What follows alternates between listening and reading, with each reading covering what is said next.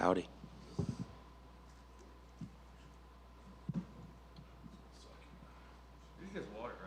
It's just water, yeah. Making sure. Somebody trying to get it. Hey, Jeff, see a big result for you last time out. I guess just talk about the importance of getting that big win. Yeah, it was big. You know, my back was on the wall coming off of 2 losses. Yeah, I don't know how else to say it. It was big. You know, it kept me in the UFC, kept my dream alive, and I'm here today. Did you consider it that way going in? I mean, did you let yourself, like, kind of understand that reality? I don't know. I think you kind of got to be honest with yourself going in, but in the same breath, like, you can't let it change too much of what you do, you know? Both, like, going into the fight and also, like, preparation-wise. A big part of my confidence and where I feel confident in a fight is just from my training partners, from the routine I have, from everything. And I don't know, I feel like if you let results, win or lose, dictate a lot of that, you kind of start maybe getting streaks, but also maybe getting losing streaks, you know? So I just try to keep things not necessarily the same, but small adjustments, you know? Is it challenging to do that, right? Because, I mean, you don't know what defeat is, you know what I mean? And, like, you make it to the highest level, you're like, this game's easy, bro. We just tearing things up, and then you got to deal with that. So is it tough to adopt that mindset? I had 2 losses back-to-back as an amateur. I actually started off my amateur career 4-3. So to me, it wasn't anything new. Like, when I was an amateur, there was a lot less voices, and they were maybe a lot less loud, but they were saying the same shit, like, oh, are you done, you know? Or where are you going to go from here? 2 losses in a row, what's going to happen? Like, it's just, you hear it all, and it just, the more you hear it, the less of an effect it has. And I don't know, it's just par for the course. Like I said in my last interview, I think after the fight the last time, I'm not the kid who comes in and, like, sets the road on fire from the jump, but I am the kid that figures it out, and you're going to see that this Saturday. That's awesome.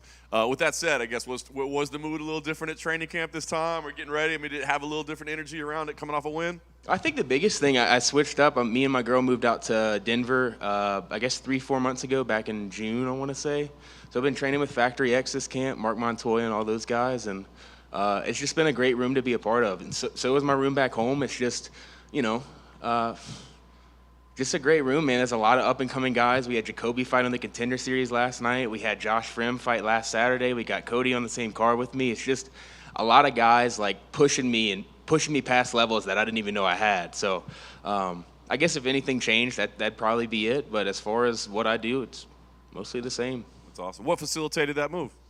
I went out before the Ange Lusa fight when I fought in Salt Lake City and trained with them for about a month to try to get used to the elevation and stuff. And it was a good fit, and, you know, things back home just kind of dictated that it was time for a move, and my girl wanted to come out. She's got a little wanderlust and wants to see the world, so decided to pack up and head out west. Very cool. Great camp, obviously. All right, we'll talk about Bryan as an opponent. What do you think of him as a fighter and what he presents to you? He's good, man. Tough kid. He knows how to take a shot. Fights real well off the back foot. Uses cage pretty good as like a good takedown defense, and he can drop some fools. You know, he's 2 knockouts, I think, in his last 3, I want to say. Yeah, good. He, I think power-wise and explosiveness, I think I'm going to have the advantage, obviously, but he's dangerous, you know. I got to take him seriously, and I got to handle him. Nice. Last thing for me, I mean, win here, where do you see the journey? I mean, new camp, you got to win now, your back's not against the wall anymore. I mean, is this roll it as quick as you can, shut it down for the year? What's the plan moving forward? Bro, who knows? I'm just rolling with the wind. That's it. Thank you, man, for taking the time. You mentioned working with Jacoby, which must have been awesome. If you want to talk about that a little bit. Your fights didn't even overlap. Like, you got him Tuesday getting some action, and your action on Saturday we're about to see you. How great was that to really fine-tune some stuff? Dude, it's cool. We've not even just the fine-tuning and being able to train with each other, but we've got a fighter house. We got an Airbnb of like 8 of us in there, I think, right now. So just the vibes, everybody kind of being on the same wavelength, and also the training camp, everybody gearing up for around the same time. The energy in that room is just, it's something special, you know, especially whenever you have a whole group of guys getting ready to go to battle. It just, how would I describe it? I mean, y'all been around the game a lot, you know, people, you've heard people talk about it. Like, there's a different energy in the room, a different focus, a different sharpness to every round, every little technique you're trying to learn. There's just a different importance to it when the whole room has something coming up and you feel it. It really is. It's like tangible, you know? So yeah, I mean, just having that push me even further than I could push myself it's been great. And all the guys along, you know, doing the same thing. Hopefully I was able to help them along too. That's great. It's like you had a Ultimate Fighter house, which is family edition. Exactly. Yeah. And last for me, you mentioned Denver. Please tell me how that elevation was. I know you got some better lungs now from working up there, right? Like, that must have been crazy. Shit, I hope so. Salt Lake City with my ass. But no, man, it's been cool. We go up and we hike a lot. Me and my girl, we like being outdoors. And I think Denver is 5,600 feet elevation. A lot of the hikes we'll do are 7,000 to. We did a 13er the other day. Thought I was dying. Thought I had asthma, but it was fun. I don't know how much of an effect that has. You know, obviously elevation and stuff, there's science behind it, but I guess we'll see Saturday. You know, I feel like a machine right now. We gonna see. No question, but just to add to that, like from you coming over here to Vegas, you'll be good. There's no way that doesn't benefit you. Did you get to use the PI at all, or? A little bit. And, well, to add to your point, coming up from Louisiana, sea level, to Denver, dude, that first month and a half, you're feeling it, boss. But then you start your body starts catching up and, you know, start turning into something. Right on, man. Can't wait to see it, and good luck on Saturday. Cool. Thank you, bro. Yes, sir. Sweet. Thank y'all.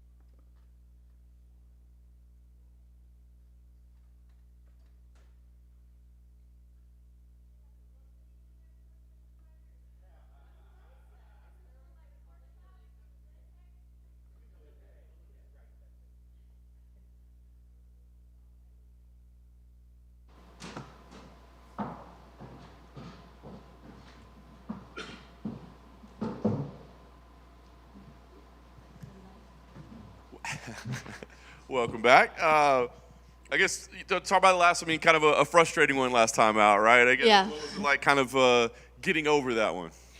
I think you kind of have to go through the stages, right? At first you're pissed off, and then you're sad, and then you're confused and a little salty. I'm trying to think of the stages that I went through. And then I just had to chalk it up to being out of my control, knowing that that I'm growing and evolving, and as long as I'm doing that, then I'm on the right path.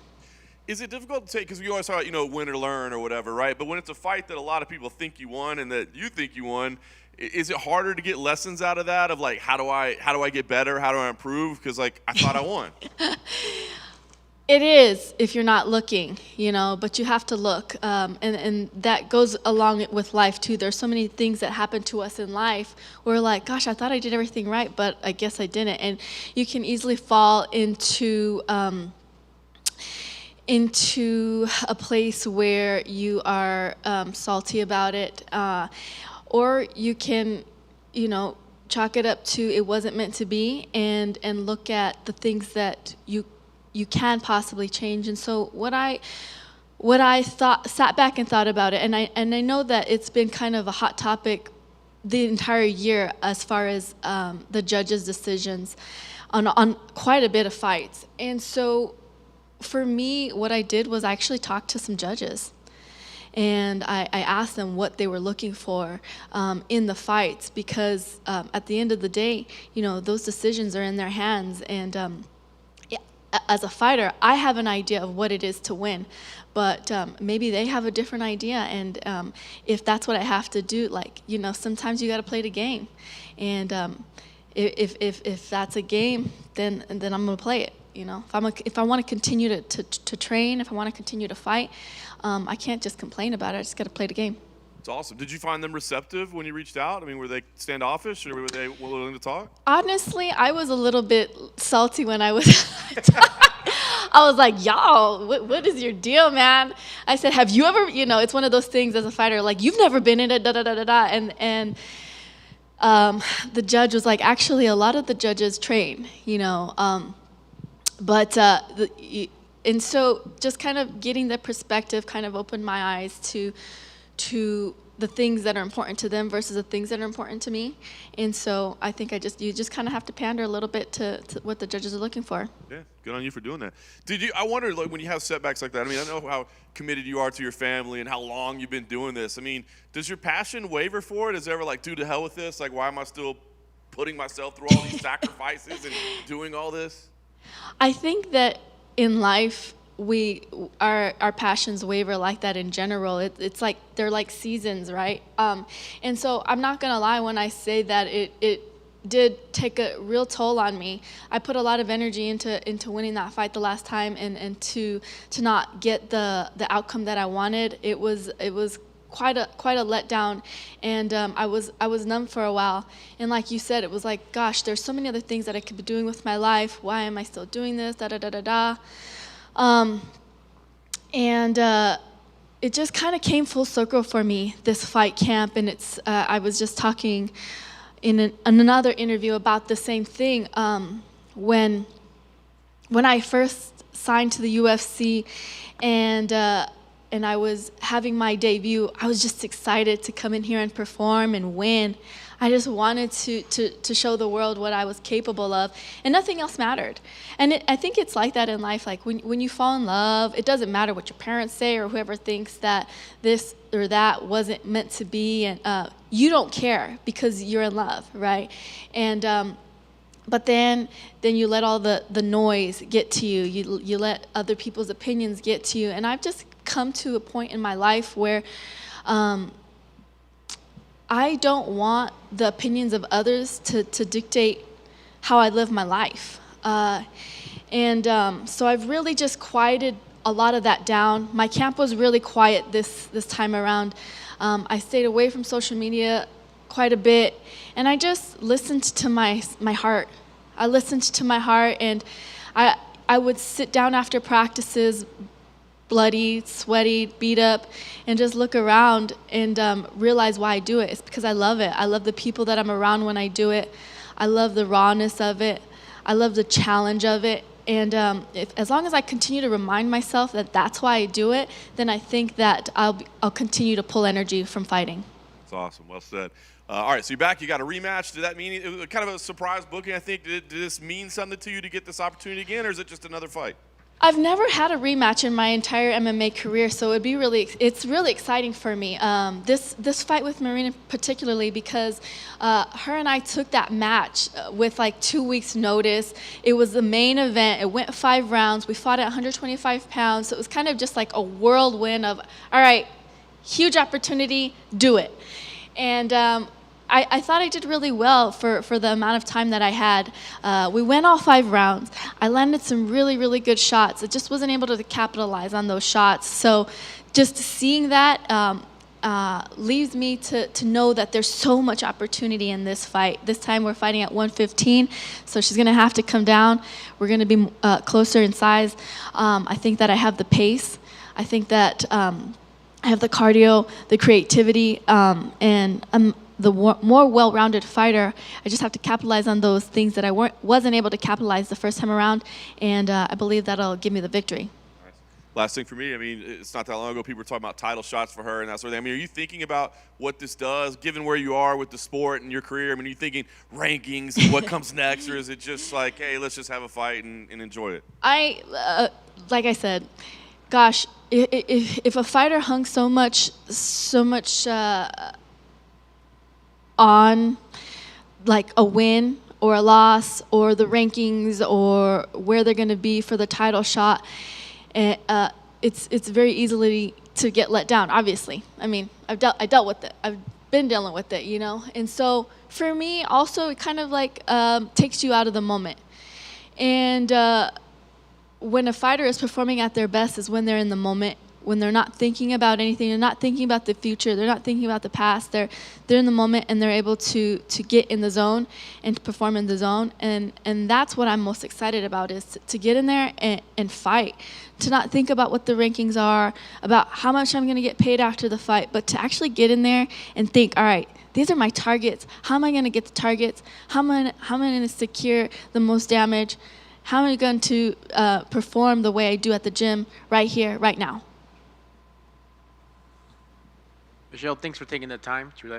You touched on it briefly, but is it good to kind of downshift from a 25-minute fight to like, okay, this is 3 minutes, 3 rounds of time. It's a little better than 15 compared to 25, and all the exposure that goes when you put that poster. I love 25-minute fights. I mean, the more the merrier. I feel like I'm a warrior in that sense. Like I'm a gladiator in that sense. Like if there were no time limits, I tell people this all the time. Like when I fought Joanna, I felt like if there were no time limits, I would have beat her. You know what I mean? Because I know that I can wear people down. I know that I can keep coming. I know that I can take a beating and keep coming. So time limit for me, I love having more time to work.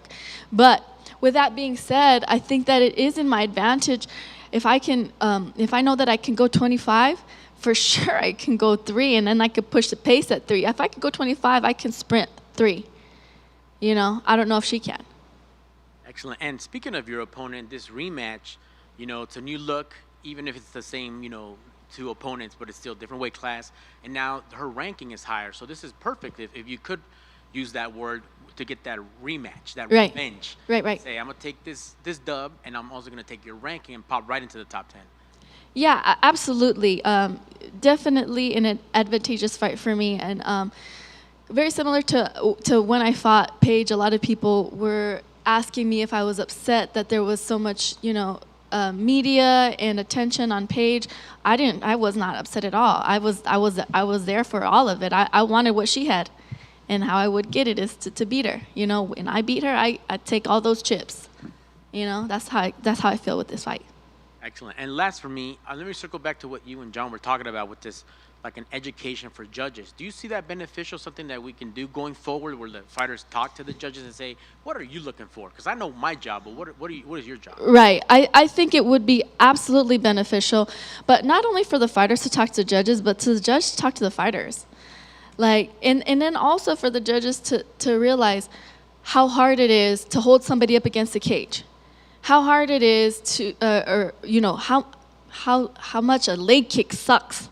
You know, like they put so much emphasis on like face shots or whatever, and some people, it's just the way they wear their hair, it looks like a worse shot than it is. By just the way that their footwork is, it looks worse than it is. I remember watching a fight with Aldo one time, and my husband and I were complimenting how well he was rolling with the punches. But if you didn't have that knowledge, you would think he was taking those shots.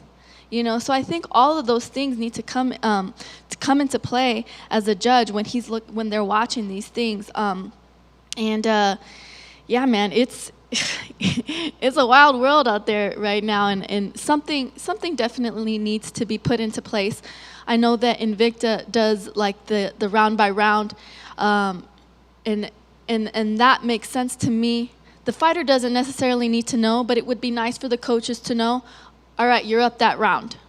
And then, you know, if a coach knows you're up that round and they thought they won, then they're like, all right, well, I guess they don't like wrestling. Maybe we should switch it up to stand up. Maybe we should make some noise. Maybe we should go to that corner, you know? So, I mean, at the end of the day, it is strategy, you know? Thank you. I appreciate it. And good luck on Saturday. Thank you. Hey, Michelle. Say you were given the matchmaker hat. Who do you think should fight for the strawweight title next? Is it Yan Xiaonan or Tatiana Suarez? I think those two ladies should fight for the belt. Or they should fight to see who is the contender for the belt. I think that would be a great matchup. Awesome. Thank you. Thank you, Michelle. Thanks, guys.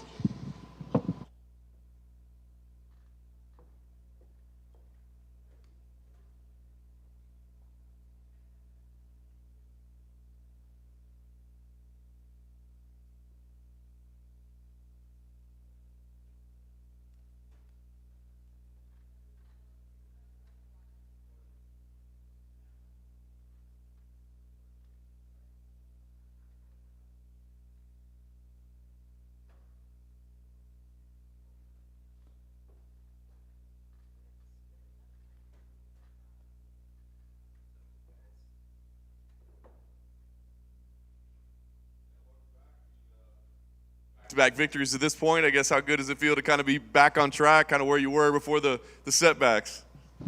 It feels good, man. Just feel like I'm climbing back out of a hole. Went 0-3. Now I'm back on a 2-fight win streak, trying to make it 3, get back to even, and then we can go from there. I love it. And family growing as well, so it seems like success is in the cage and outside right now. Yeah, my wife's pregnant. We're expecting another baby in February. Going to have a baby girl. So pretty excited about that. And yeah, last time my wife was pregnant, I think I knocked someone out in 20 seconds or something. Do you find, some people talk about, like, I guess, having kids, changes perspective, changes motivation. I mean, have you noticed any of that, or does it feel kind of similar to beforehand? It definitely changes perspective. It changes all that. It simplifies your life. Again, when I first had BAM, I just didn't understand my role in the beginning, so I put a ton of pressure on myself, and I went through that rough season of life and losing and trying to do everything right and put an enormous amount of pressure on myself to be successful, and I wasn't. So that was just a hard season for me. But then I kind of started to understand my role and what I could do.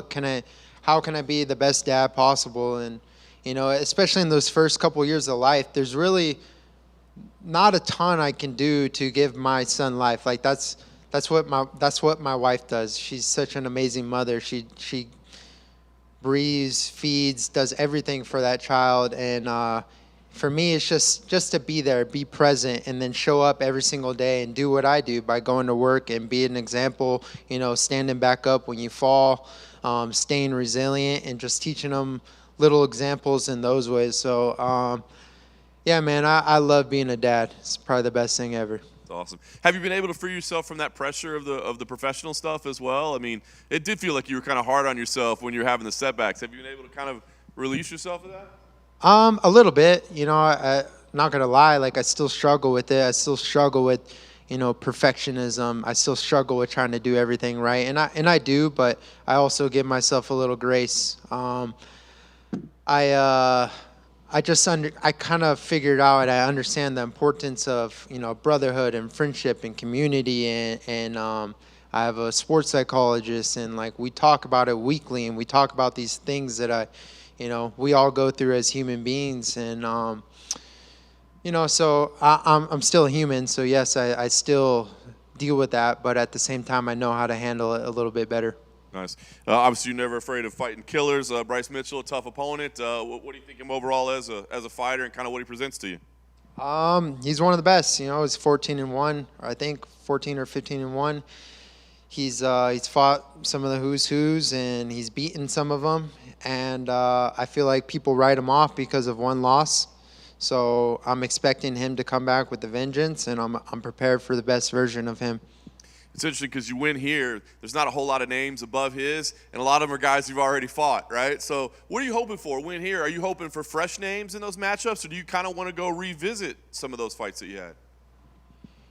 I'm never afraid to revisit a guy that I've fought in the past, and retest myself, because I always look at things like that. Like guys that I've lost to, if you put us in a series, like the NBA, if we're going best out of 7, I don't see myself losing all of them.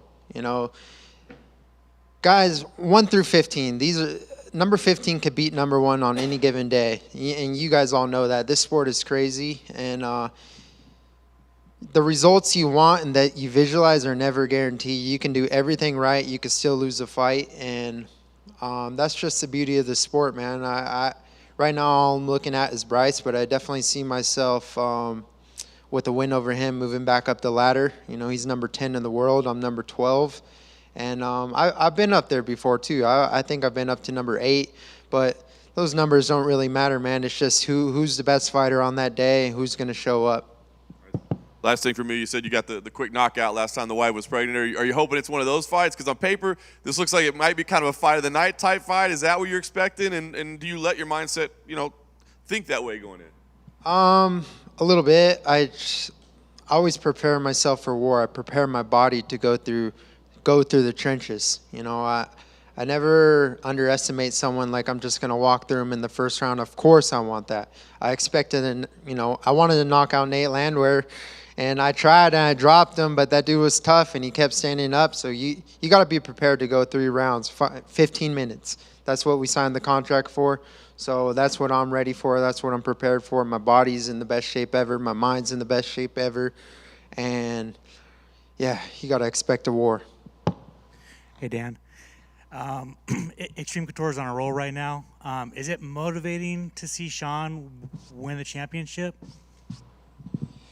I think it's motivating for everyone. Anytime someone brings a world title into that gym, like Sean came into the gym on Monday, just got off the plane. Him and Eric came in the gym, and to carry that energy, from someone that flew across the world, was against all odds, and came back with the world title, that just brings us all up. You can like the guy or not like the guy. He's the champ, and the whole gym right now is killing it.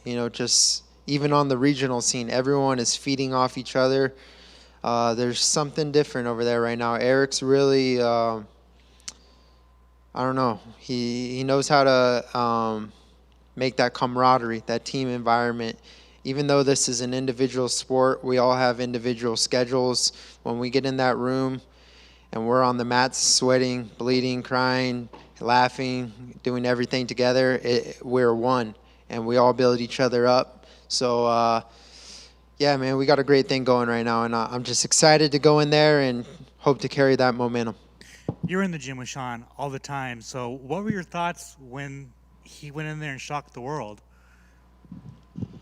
Honestly, I wasn't too surprised. I think someone asked me in an interview to make a prediction, which I never do. I hate predictions. I don't like making predictions because you guys know the sport. Like, anything can happen. But I never counted out Sean. I actually picked him to win. And Izzy's one of the best in the world. But Sean just brings a different dynamic, man. He's in your face. He has a different type of pressure. He doesn't really care. He doesn't care what people think. He doesn't care what his opponent thinks, and he knows how to fight, man. Yeah, at the end of the day, he knows how to fight, and that's what this is. You could be a competitor, you could be a technical assassin, but if you know how to fight, sometimes that wins you the fight. Obviously, the Korean Zombie retired. Does it sting a little bit that you want to get that rematch? No, it sucks. Yeah, I'll never get that chance. That'll be one win I'll never be able to get back. But, good for him, man. He's a legend. Korean Zombie's an absolute legend. And it was an honor to go 25 minutes in the cage with him. Even though I lost, I learned a lot in that fight. I learned a lot about myself. I learned about my resiliency. And I'm excited for him, and I wish him the best in his future endeavors. And finally, were you surprised how many people started to become a major fan of you because you like RuneScape?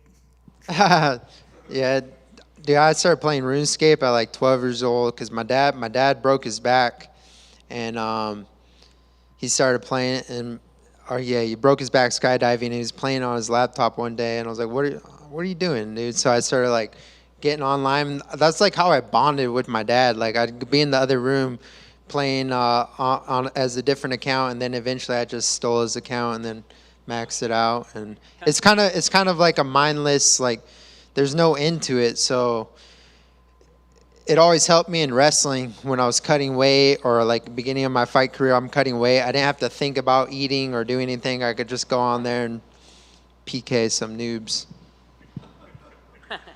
Dan, over here. This is an individual sport, like you said, but for someone who trains at Extreme Couture in a very team-heavy environment, how important is that family and team atmosphere for your development as a mixed martial artist? Like I said, man, that camaraderie, it's just different. It brings a different energy, especially when you're going into training, you're feeling down, you're feeling run down, you're tired, and you see your teammates out there, they're all working hard. You have no choice but to work hard. So I really enjoy the team aspect of it. Even though I feel like I have a smaller team within a team, I build a team around me, and I utilize, all of my resources to to best fit my schedule. And that's the great thing about Extreme Couture. Like, it's self-accountability. I have to still be the one that shows up every day. And I feel like I have a really great team around me. I have my, obviously, Eric Nixick. I got Chase Pammy, my wrestling coach, who I bring in to help me with wrestling. And I have Jimmy Gifford, my boxing coach. I have Skylar Close over here, my brother-in-law. He's the crazy one telling me to slam guys on their head and just keeps me in check, keeps me accountable. And, man, I have a great team. And you mentioned that you hired a sports psychologist. How beneficial has that addition been for you, and do you recommend it to other athletes? It would be stupid not to. You know, it's one of those things. If you're going to work on you work on your jiu-jitsu, your boxing, your wrestling, your takedown defense, striking defense, but how are you not going to work on your mind? So 5 years ago, I just thought it was a gift. You know, you either have it mentally or you don't. And that's not true. You have to work on your mind just as important as you work on your physical attributes. And I think in this day and age, it's like, actually, I don't know. It's hard to put a percentage on how mental this game is, but it's very mental. And how do you get yourself in the best state of mind to compete at your best? And I don't know. I think it's a huge benefit. Thank you. Thanks. Taking 2 quick ones for me. Thank you, Dan. Just to touch on that psychological aspect, just the mental. You've been in some wars, some battles, both sides of the verdicts. You're fighting a guy who's coming off that first loss. Do you see that as an edge for you, that you're like, you know what, I know where your head's at. I've been there, but I actually know how to move past that. Is that a factor for you?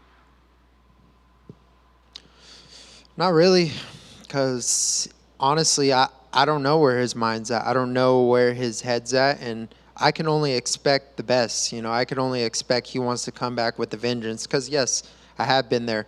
I've been defeated, and I've came back on a tear. I've also been defeated, and I let it defeat me in the next one, and the next one. And you never know where his mind's at, but you can only expect, a killer. It's a hard balance. You don't want to put these guys on a pedestal, but you also don't want to underestimate them. And it's a balance, man. I'm confident when I'm in there, but when I'm out working and I'm training, this guy's the best in the world, and I'm training for the best in the world. But when I'm in there, I'm the best in the world. I'm the master. I'm the monster. And yeah, we'll see what happens. Thank you, sir. And last for me, we've seen recently with what's been going on with Hawaii and the tough times there. We saw how Max Holloway used his platform to bring a little bit of education, awareness to people, get them involved. How great is it for you guys to be able to do that and use your platform personally to bring people, say like, hey, this is what's going on in the world besides my fights. Sure, tune in for that, but also this is what's going on. A part of my heart is involved here.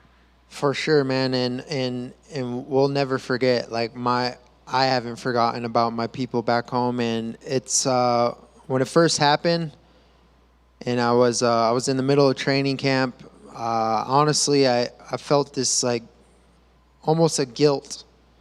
Waking up every day, I get to wake up and use my sweet ass espresso machine, make some coffee, go to the gym. Like, my life wasn't affected, but I have friends, I have family who their whole entire life is on pause. It's halted. They lost things. They lost their house. They lost family. They lost people. They lost kids, grandmothers, grandfathers, and I felt this weird guilt. And so I thought about it. I was like, what can I do right now? Like, literally, what could I, because I can't undo what happened, but I have a platform, like you mentioned. And so that's what I did. I used my platform to try to spread any type of positive awareness. How can we help these families who are going through it right now?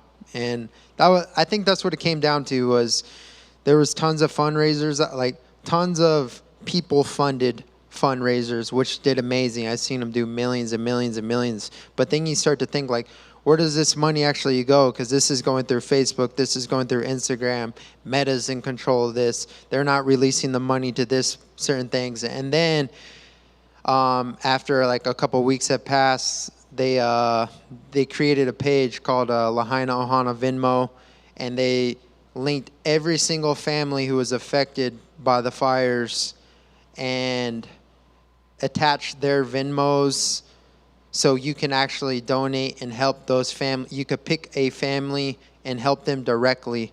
That way they're getting the money and the resources they need now and not having to wait on government or government help or government funds. And I'll let Bryce Mitchell explain that, the government stuff, but yeah. Thank you, man. I appreciate that, and good luck on Saturday, Dan. Thanks. Right on, guys.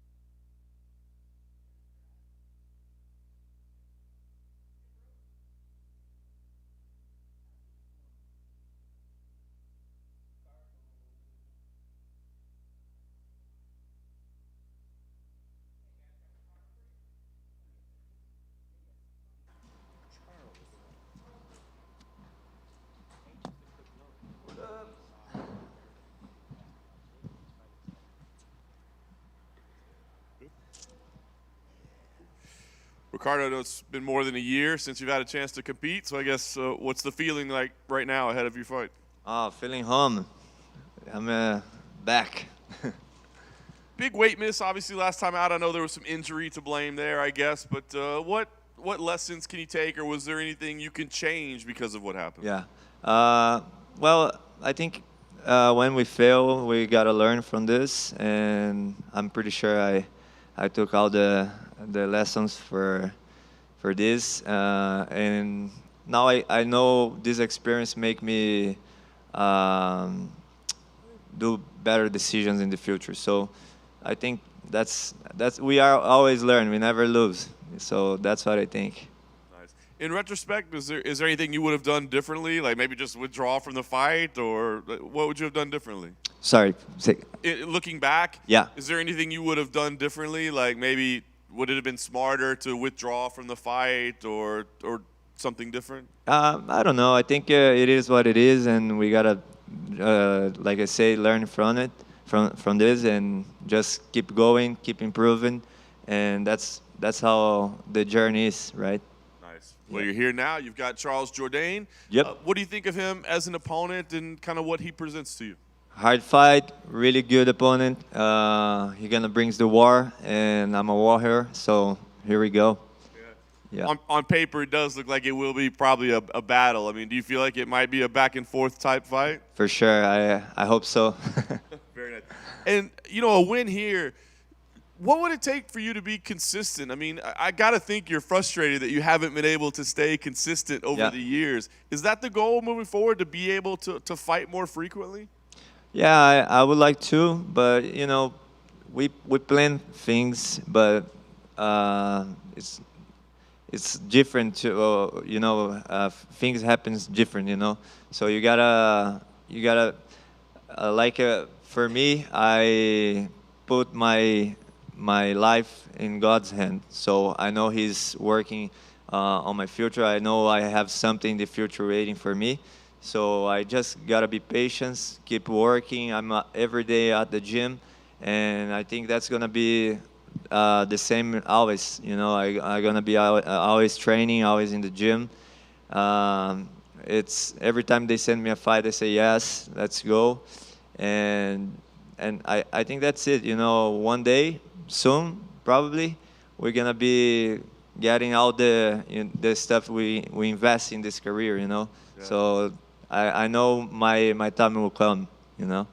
Have you been able to keep that mindset the whole time, or have you been frustrated at times? Like, why can I not, Frustration is part of the everyone's life, I bet everyone here has frustrations in their jobs. We are not Supermans. We looks like, but we are not. We are just human trying to break our levels, and trying to overcome ourselves. And that's how it works for everyone. Frustration is part of the journey, and we gotta just keep going and work to be better every day. That's awesome, man. That's a great message. Yeah. What's last thing for me? What's the goal here? I mean, is it just get a victory and move on, or do you want to do something special? Is this a chance to make a statement? What's the goal here? I think all that you say, it's the plan.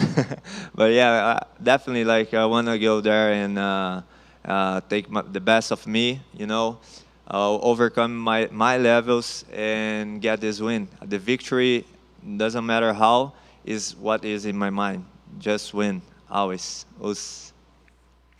Yes, sir. Ricardo, thanks for taking the time. Yeah. I love that quote, by the way, that you just said. Always learn, Never lose. How important is that? Because you'll see some guys and some girls just hang on to that loss and carry it to the next fight and fight not to even win, just to not lose again. Yeah. It has to be it's like something that's really carried you in your career, especially as a mixed martial artist. So you gotta, if you let the negative mindset get your mind, you're gonna be, broken someday. You gotta always put positive thoughts in your mind and always be, working for good stuff on your life and on your job and everything. So I think we gotta fight every day against our thoughts. I think we have the bad side and good side always speaking with us, and we gotta choose who we want to, hear, So always choose the positive thoughts. I think that's gonna be better for your life, easier for you, and you will not, have a battle with yourself. So you gotta be your best friend. I think that's the way, and in anyone's life. And I think it's the best. Yeah, you're gonna take the best from you if you do this. Agreed. Works for me. Oh, for sure, and that applies. But it doesn't make you free of suffering of not suffering of face hard stuff, hard situations. You gotta face it anyway. You're always gonna face it in everyone's life, and I think you keep the mindset strong. It's the best way to face all these challenges, of life. Agreed. Thank you, sir. And that could be applied for fighters and not fighters. And last for me, on that positive note, you're opening up the main card on ESPN Plus. You have a guy who's going to be in your face. And like you were talking about it with John, this is definitely going to be a battle. That has to be a positive coming back, that you're like, okay, I got a guy that's going to be right there with me, and I'm going to show the world what I got. Yeah. I think we do this every day in the gym. We take punches, kicks, and everything, and it's just get inside the battle and embrace it, and just have fun with that. And I do what I love. That's what I could be whatever I want in life, and I would choose MMA again, always. And I know I'm not a born warrior, but I feel like that would be my decision to be a warrior always. So that's what I love to do, and I will always do. And inside the cage or in everywhere, be a warrior, always fighting. And I think that's it. Yeah. Excellent. Thank you, sir. Congrats on Us. living the dream, being a warrior, and good luck on Saturday. Thank you. Thank you so much. Us. That's it. We're done. Us. Thank you.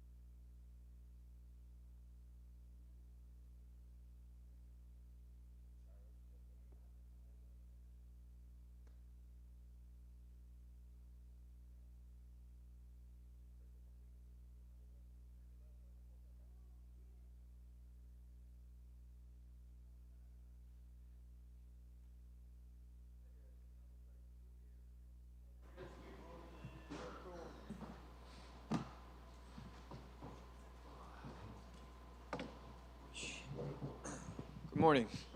Morning, sir.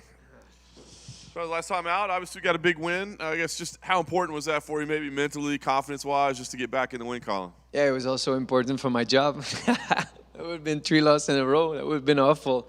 No, the break I took from the Nathaniel Wood to this one made me grow as a man, made me grow as an athlete, and you saw a more strategized Charles in the fight against Kron, where one mistake could have cost me everything. So yeah, strategy won that night. You had an awesome post on social media not too long ago about like not accepting criticism, and is that something that you were feeling? Were you feeling a lot of like hate or criticism? Of course, like I was building a proper hype. I did the Sparta kick with Andre Hewell, guillotine Vanata Spensov, and then I had a big war with Shane Burgos. I was like, boom! I'm like, oh shit, everybody likes me now. Then you have a bad night at the office and everybody spits on you, like mainly media, especially from Quebec. And I was like, wow, I've been busting my ass off for you guys and you spit in my face. So I was like, wow, I need to be more self-centered now. So reading very interesting books from diverse people like Seneca, Plato, and the way they think, then the way, as much as they're focusing on the world, they're focusing on themselves first, made me a better self-centered individual, and therefore made me a better provider for the people around me that I care about. That's awesome. So has it kind of changed your philosophy on the way you're approaching your career? Yes, sir. Absolutely. All right, we'll talk about Ricardo Ramos here. Kind of a mystery guy, right? A dangerous opponent, but we don't really see him that often. How do you get prepared for a guy like that? Well, the thing with Ricardo is a little bit like the preparation for Vanata. Like you watch one of his fight, it's grappling heavy, and then watch one of his other fight, he's like bleeding and throwing spinning shit everywhere. So it's very hard to have a proper strategy. So the thing is spinning elbow. Of course, everybody know here it's his biggest weapon. And he's either pushing you into it or drawing you into it. So I need to be sure that I'm fighting a firefight, but in the middle. And I saw in an interview that he said, I'm not scared of Charles striking, but I want to utilize my jiu-jitsu, which fair play to him. It's a good strategy. And yeah, if he tries to shoot me, I'm going to be willing to take his head in a guillotine. So that's the thing. I have a boxing heavy fight, couple kicks, and if he makes a mistake, caught him right away. That would be my strategy. Nice. I'm selling it out. I know you're watching, Ricardo, so be ready for that. I mean, if you just lay it out there, you got no excuses, right? Yes, sir. On paper, it looks like it should be a pretty exciting fight. I mean, yes. Do you see it that way? I always wonder, like, the fighter's mindset. Can you go, like, yeah, this is probably going to be a pretty good fight? Yeah, but, like, it's like, well, girls say that all the time. You know, when you have big expectations, sometimes they're smaller. But, yeah, it's... No, I mean, you know, sometimes we think like this fight's gonna be crazy, and it end up being like not as much crazy. But yeah, my personal take, it's gonna be wild. He's a very dangerous man, and he throws a lot of volume, and volume creates opportunity, and those opportunity, it's either him or me who's gonna take advantage of them. Nice. Last thing for me, a win here. Do you focus on rankings and where you go, or I mean, does the new philosophy not worry about that stuff as much, or do you still think about it? No, I don't. I'll see afterwards. Like people were talking about, oh, they're going to do Toronto. They're going to do this. Do you want Cub? I don't care anymore. I have a very big assignment this Saturday, and afterwards we'll see. I live fight by fight, and also I've been a critics about people who are judging us for not making as much money as we should. Which there's two sides of seeing the thing, but now. Knowing that I'm engaged and I'm trying to build a future, and knowing that I can lose half my purse with one mistake makes me think differently. So yeah, I'm taking one fight at a time, and victory is very important for me in that regard. Charles? Yes, sir. Obviously, there was a lot of criticism on Kron Gracie in your last fight, but do you think you're not getting enough credit for making him look like shit? It's okay, but I agree with that. I just did an interview and I talked about it, and Michael Bisping talked about it as well. And I think that the strategy was properly applied. Me controlling his hips when he was throwing the pull guard.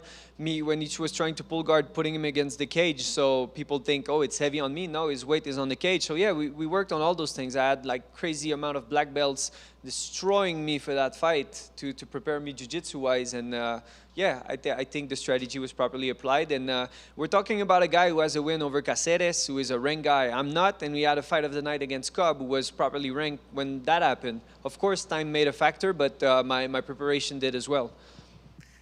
Your last 3 fights have been in front of sold-out crowds back at the Apex. I know that you love the fans. You love fighting in front of fans. So is it kind of a bummer that you're not in front of fans? I'm very happy to be back at the Apex. My schedule is very light, and there's a more violent element towards that private bloodbath that people are witnessing, knowing that there's not that many people watching it. It feels like almost feels illegal, and it's cool. When I fought Philly here the first time when I was like 23-year-old, and there was nobody, and I was like, wow, this is freaking badass. And I'm very happy to be back at the Apex. People were like, oh, why aren't you on the card? You just fought on the main. I'm very happy. I actually talked to my manager and we asked for this. And I like the simplicity of it. It takes the drama element out of it. I remember when it was my first pay-per-view fight against Kron, and I remember the guy's like, what makes you hate Kron so much? I'm like, I don't hate him, but you need to tell me how much you want to destroy him, his life, I'm like, no, I just want to fight, So forcing all those things during fight week was very draining mentally, and now it's simple. Talk with you guys. Now I don't need to do anything but wait afterwards, so I'm very happy to be here. With all that being said, you still haven't fought in Canada while you're in the UFC, so is that next on your checklist?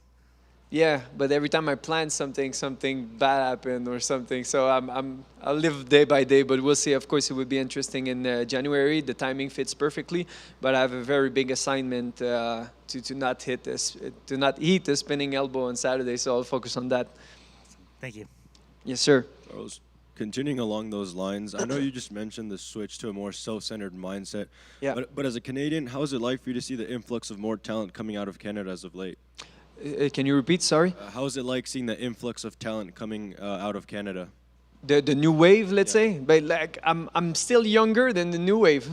It's crazy. I'm the Canadian who has the most fight right now. I heard from the interview previously. They said, yeah, you have, I think, it's going to be my 12th.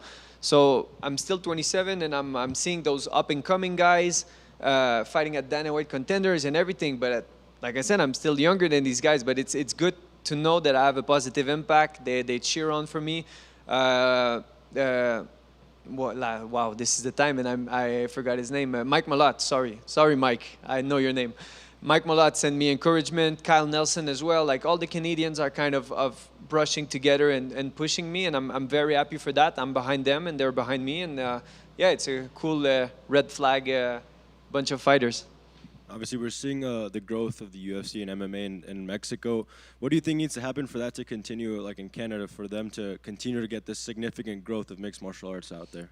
The problem with Canada is the lack of the amount of people. Like we're only 8 million in Quebec, so it's putting down the drain. And like because I'm not like George, they don't give a shit about me, and it did not piss me off because I learned to live with it. But I'm like, man, there's never going to be another George. And George set the bar so high for us. Like sometimes I watch on UFC Canada and it's like, oh, he's good, but he's never going to be George. I'm like, yeah, no shit, no one's going to be George. And it fucking hurts to see that. I'm like, come on, you need to think deeper than that. Like, of course, I'm not going to be the greatest fighter of all time, but I'm representing your flag at the end of the day, which I'm happy about. So yeah, makes me laugh. It's okay. And I wish more people were interested in it, but it's okay. It's their choice. They can watch hockey. So you think it's more of like a thing where like the fans need to kind of get more educated on the sport out there? They should. I think we're not brute, even though I look at myself on the camera. I got the tattoos, the beard, and I look mean, but I'm a genuinely nice guy, and I think I represent well the sport. I'm goofy. I have fun with my social media, and I'm a pretty simple guy. I don't hate anyone, and I'm not a violent man, Thank you. Of course. Charles, thanks for taking the time. Yes, sir. When we got to talk to Raul Rosas last week, he mentioned everything was great when he was undefeated. Everybody talked to him. Everything was awesome. Gets his first loss. In his quote, he could count all his friends down in one hand. You mentioned, thank you for sharing about the whole Quebec thing and yes, how you have to focus on yourself. Is that almost something that was good for you to happen? Absolutely. I think we are men and women as well are born for are getting better from hardships. But you need to face them. Something I despise is people who are blaming everyone when they lose. Oh, it's my camp. Oh, it's this. No, it's you. You lost. You had the ability to win, and I hate the blame game. I'm not a big blame guy. When I blame someone, I blame myself, and I acquire a lot of growth from that. For sure, man, that accountability. Yes. And last for me, you mentioned changing your philosophy. Can you elaborate on what that philosophy is now going forward? Yeah, it was mainly about being more self-centered, knowing that when you do all those things for people to like you, and like if you do too much things for other people, you're kind of losing yourself. And in order to give, you have to build something. It's like a well analogy that my grandmother used to have. It's about cannot give water in an empty well. So you have to focus, you have to dig deep, find yourself, find the water, and then you'll be able to provide positive things to other people. So yeah, self-centered is a good thing. And also Andrew Tate. I know many people don't like him, but he helped me tremendously with many ways of thinking about life. Awesome. Thank you, sir. And good luck on Saturday. My pleasure. It's good. All right. Thank you, guys.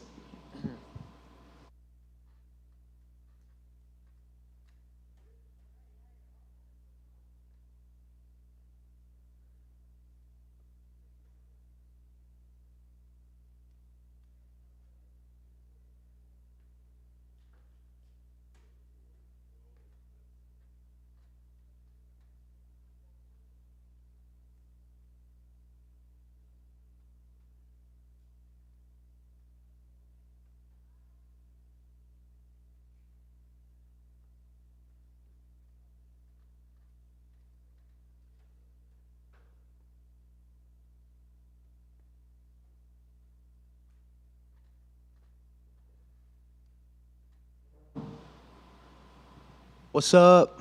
What's going on, Bryce? Hey, thank y'all for having me here today. Thank you for being here. Always good to see you, John. Thank you, sir. Good to see you as well. I guess this is fight week for you. A little stressful. I mean, there's things going on outside of fight week in your personal life that you're having to deal with right now. Is that making it challenging for you? I'm not stressed, brother. I'm blessed. So thank you for having me here, and I'm just so glad for this opportunity. I mean, like my last two fights, I just feel like, the one I had to pull out of, and another one I got sick, and I'm just so healthy and so happy to be healthy for this opportunity. This is the opportunity of a lifetime, and I just can't even tell you how happy I am to be here, that I'm actually here. Nothing has gone bad yet, and I'm just happy. It's awesome to see you in good spirits. Has it been a tough stretch, like you said, a loss, which you're certainly not used to, an injury, that I'm sure was frustrating? Has this been a challenging time for you? It has, but my faith in God has got even stronger. I've been even deeper in prayer. I've been reading my Bible more, and I think that, I know that I'm better because of all that stuff that happened to me. I'm better than I was last time I was in the octagon, and I think that's part of God's plan, is just give me the time that I needed to mature, and you're going to see Saturday night. I think I'm going to be the best that I've ever been. That's awesome. Have you always been able to have that type of mindset throughout your career, or is this kind of like a more mature Bryce Mitchell that can understand that it's okay? Well, I've got bad anger problems, and so using these situations and not getting angry about it and just working through it has definitely showed maturity. And I'm just to the point where I'm just so happy to be here. I mean, because all of this stuff, you kind of take it for granted once you start working for the UFC 5+ years. You just start thinking in your head, oh, I'll have another fight, and I'll have another fight, and another. And then you might not make it to tomorrow. You might die in a car wreck. You never know. So I'm just happy to be here, and I'm just lucky to be here. That's awesome. What's your favorite part of the experience, of the whole fight week experience? The fight itself or anything around it? My favorite part is hanging out at my buddy Kidron's house with TJ and AJ. Of course, Coach Willie just got here. So, honestly, even seeing your face, bro, I love you. And y'all make me feel like I'm important or something. So, the people of the fight week, I don't get this every, day. I cherish these moments. That's awesome, man. All right, well, great matchup on paper. What do you think about Dan as an opponent, kind of what he presents to you here? I think he hits hard. I think he hits fast. I think he's durable. I know he's never been finished. And I know it's going to be a great fight for the fans. So, y'all got to check this shit out. It's going to be awesome. It looks like on paper the same, like you said, like fireworks, right? Yeah. I mean, so when you see it, is it okay for you to admit, like, hey, I'm probably going to get cracked a couple times. We're probably going to go back and forth a little bit. I'm prepared to. I'll put it that way. Very nice. Win here, man. What do you do? Because, rankings, top of the division, it's right there for. I know you're coming off a setback, but, a win here, this will be a big one, right? Do you start calling out some names, or is that not your style? So I don't think I'll have to call out no names, but I think there's going to be a realization that I'm the cash cow. I mean, that eventually somebody's going to realize that they're sitting on gold. They think I'm fool's gold. I'm not. I'm real gold. They're sitting on gold. They need to cash me out. I am the cash cow. There ain't another pay-per-view draw like me in this division. I am the cash cow. It's time to cash me out. I'm ready. I'm begging them. Please give me a big fight. I'm begging them. I'm waiting. But obviously, I don't deserve none of that if I can't beat Dan Ige. And that's going to be a hell of a competition between me and Ige. But if I beat Ige, who's to say I don't deserve a top 5, a top 3, a top 2? And like I said, I'm the cash cow. They're going to realize that. And once they do, they're going to love me even more. I love it. Last thing for me, given all that, is the goal here more than just win a fight? Is it you got to do it in some kind of spectacular fashion? You got to provide some highlight? That's right, brother. We set the bar high. I'm not just happy with the win. I'm not just scraping by. I'm here to make history, brother. And that's what I want to do. Hey, Bryce. You teased a big surprise that something's cooking on Saturday. Something's cooking, baby. Can you give any more of a surprise, or are you teasing it all? Nope, because it's going to be so good, better than y'all can imagine, and I don't want to ruin it. All right. Brad Katona is back in the UFC. Obviously, he beat you on tough, but and he is in a different weight class. But is that a fight that you would like to run back one day? If they pay me, I'll fight whoever. And it looks like Ilia Topuria is going to get the next shot at Volkanovski. Being in there with him, how do you think that fight goes? I do think that, well, first off, it's going to be a great fight. I mean, there's no doubt that dude's going to just put on a great performance against whoever you put him with. I think Volkanovski has a little bit of an edge with the experience of the 5 rounds, and he's a little bit more well-rounded. But that being said, I don't even think it's going to go to the ground. I think they're just going to stand and bang, and I think it's going to be an awesome show. But I would give Volkanovski a slight edge because of where he's at in his career. But, yeah, I love that matchup. And then it's always fascinating how athletes deal with their first professional loss. So once you get back to the locker room, like, what was going on through your head? What were you feeling like? And then just like the next couple of days, like, what was going on through Bryce Mitchell's head? Well, it wasn't a loss that so much bothered me. I've lost before. I've been beat up in the backyard when I was a kid. I mean, that's just how it is. And the loss does not bother me. What bothers me is that my pride wouldn't let me pull out of that fight. I shouldn't have even been in that damn cage. I lied to my coaches. I would not tell them how sick I was because I didn't want to appear as a coward. And I took the fight impaired, and then I had to live with the consequences. And, it was so stupid of me to think that I could go in that state and beat such a great fighter. And I won't make that mistake again, and it just makes me look like an idiot. And but that's what I was mad about, is that I feel like it wasn't even me in there. That's what makes me mad, is that I want a rematch. That shit don't count. So I'm guessing you regret this. You regret the decision to be in there? Yes, I do. But that was obviously that was stupid of me, and I won't ever take a fight sick again. I just thought that I was like Superman or something, I guess, and I thought that I was gonna, be really sick and it not affect my performance. And then afterwards, I thought, man, I couldn't even breathe in there. I couldn't even move.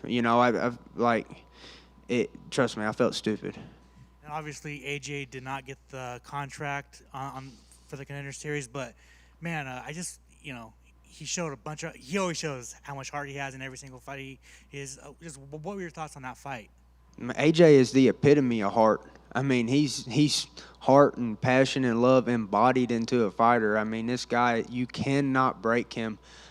Actually watching him lose and then seeing how he responded to it made me think, wow, man, I'm kind of a bitch, because he just don't care. He's just ready to go again. And he was there was some stuff specifically that we need to add into his training camp that we're gonna fix.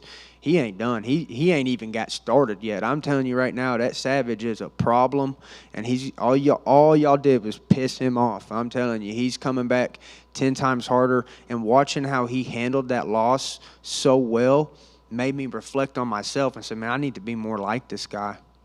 Awesome. Thanks, Bryce. Thank you, brother. Bryce over here. Your last 3 fights have been in Las Vegas. Is there any part of you that wants to go out and fight out in different arenas around the world, or is that? I want to fight in Arkansas, baby. Awesome. And Venom debuted new UFC fight kits last week. Did they make any modifications to your camo Hell shorts? yeah, dude. Look at these shoes. Oh, you talking about the shorts? Yeah, Yeah, they the make shorts are special, too. I like these shoes, too. I like everything. The shirt's cool. Shoes are cool. The camo shorts, yeah, they pimped them out. You think they look better than your last ones? I like them. But, you know, it's different strokes for different folks. But, man, I like how they change it up. It's different every time. So, like, at the end of my career, I'm going to have, like, all these different edition shorts. And I'm not ever selling those or nothing like that. Like, I'm keeping that on the wall. Those are going to my great-great-great-grandkids. Do you think more fighters that may be interested in wearing camo shorts should wear, or do you think you like it just being, like, kind of your own exclusive thing? I would like for everybody to have their own shorts, but, you know, the reason that I got them is because I complained the most. And I complained in a very compelling way. You know, there's a way to complain, you know.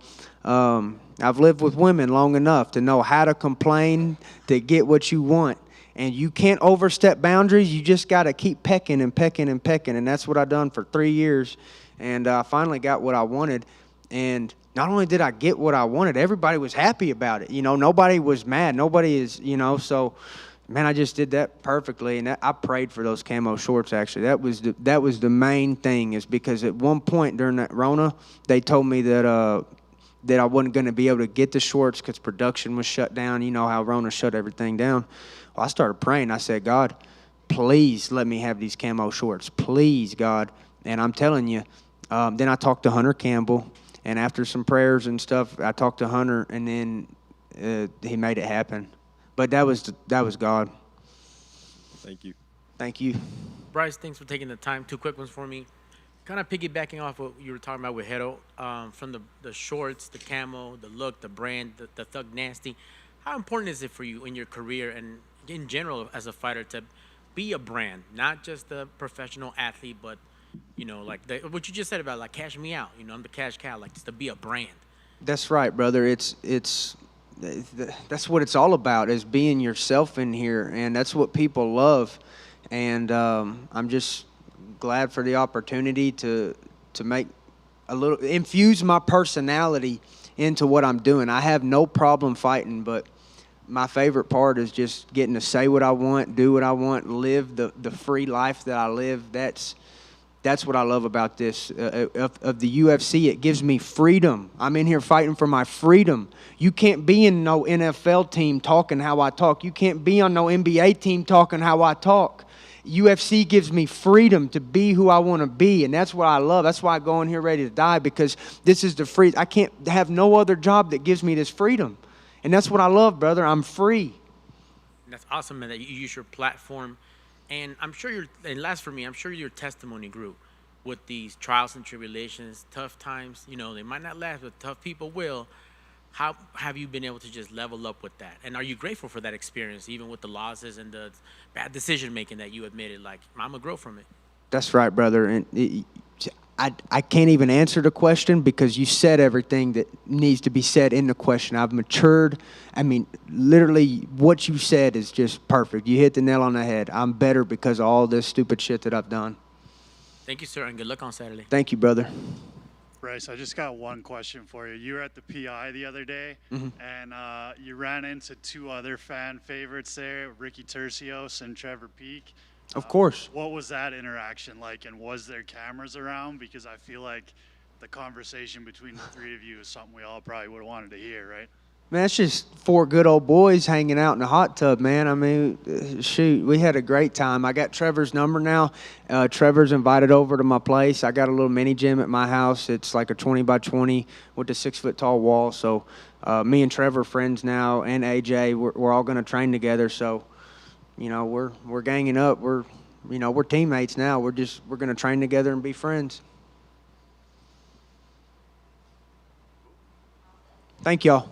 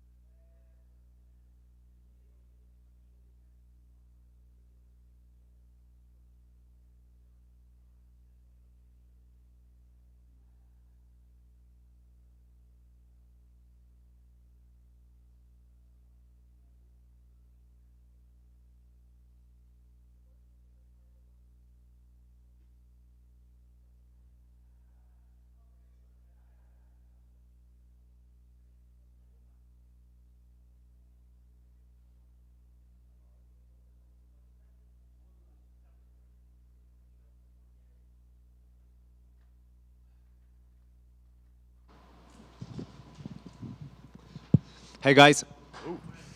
Welcome back. Another headliner, a main event for you. Does it add anything for it to you for when you're in a main event? Yeah, exactly. I am super excited that this is my second main event to UFC. I feel that UFC appreciate my names. I also appreciate my MMA skills, and that this time I want to prove that I am real deal in UFC, and I prove that I deserve that. Do you feel like that you still kind of have to prove your name right now, that maybe that you haven't gotten the recognition you deserve in the UFC? Always you can improve yourself, you know, every fight you can show better your skills and performance, and this is gonna be like this time. Very nice. Another exciting fighter on the other side of the cage, and Rafael, what did you think of the matchup when they put this together? Of course. Right now my opponent is Rafael Fiziev. He's a really dangerous opponent, high-level, world-class striker. But I believe I am better all-rounder fighter, and to be honest, I don't care, because of course I have much respect to Rafa, but my wrestling skills kill every striker. I was going to say, I mean, obviously it's a mixed martial arts fight, but at its core, it does seem like striker versus grappler. Is that kind of the way you see it? Yeah. But before this fight, I did camp Polish national team when I improving my skills. I don't afraid exchange punch and kicks with Rafa. But I think the key to winning this fight will be stamina, conditioning, of course MMA skills, and mental strength. And I believe I have an advantage out of this. Yeah. Is it difficult to keep that mindset? Like sometimes I feel like fighters, you know you're probably the better grappler, but maybe, I want to prove I can strike with that guy. I want to show the world I can outstrike him, when maybe that's not the smartest way to approach the fight. Is that hard for you to deal with? This is always 50-50, you know, and is dangerous. But like I say, I don't afraid exchange punch. But if I see opportunity, take him down and finish his ground, of course, I take it. Nice. You win here. I mean, there's not a lot of names up above him at the top of the division. I know you're a respectful guy, but is it time to start calling out the names? And do you have an idea of who you should be facing next with a big win here? Of course, like you say, in the lightweight division is too many superstars, and top 10 is really dangerous. But right now, my focus is fight to Rafa. This is big fight to me. He's number 6, I am number 7. The winner this fight advanced to top 5, and everybody knows top 5 is title run, and I climbing to the top. Nice. Last thing for me, given kind of the importance of this fight, is just a win here enough, or does it have to be something spectacular? Do you feel like you have to kind of make a statement? I won't make statement this lightweight division. Of course, I am professional fighter, and for me the most important is win this fight. But I wanna show my shape and good performance, and I wanna finish him. How does it feel not having glasses on? I saw that you got LASIK surgery, and how does it feel? Feeling great. I'm super excited that I did this because this thing helped me a lot in my life, like every day, you know. Because when I train, I took my glasses and I feeling good, you know. Sometimes I feel like Jean-Claude Van Damme. I didn't see nothing, but I touch and doing. But this, I think, this was great ideas and maybe the best in my life. Obviously, it's going to help you outside the cage, but inside the cage, will it help as well? Like, you don't have to worry about contacts or not being able to see? We'll see, because this is gonna be my first fight when I did surgery, and after this fight, I can tell you when was better. Gotcha. And I saw Joanna around you. How does it feel having her around you during fight week, and having a teammate, a countrywoman? Is it awesome? Yeah, this is awesome. Joanna helped me a lot. She's big support for me, and she helped me all the time in my life, in my sport, and in my career. I really appreciate that, and I am happy that she is here. I feel that she gives me a lot of energy, good energy. Also, during on the fight, it's American Top Team versus Killcliff FC. Yeah. Do you see it like that, or do you not even think about that? I don't care this, because when I am in ITT, I feel that I am great company. I have great coaches, great sparring partners. Every time when I come to ITT, my skills is improving. My Brown is the best coaches in the world. Every time he show me new things, new technique, and this gonna be this time. In my arsenal is a lot better than the last time. I have new things, not only ground and the same in striking, and I wanna show this in the Saturday night. And finally, Islam and Charles are fighting next month. I just wanted your thoughts on that fight. Does Islam beat Charles again, or do we see an upset? Like I say, I don't care, because my wrestling skills always beat a striker, and I am only interested one guy, this lightweight division. He's wrestler. He's Islam Makhachev, and I believe he will win with Charles Oliveira, and I hope so we meet in the future, maybe next year or two years.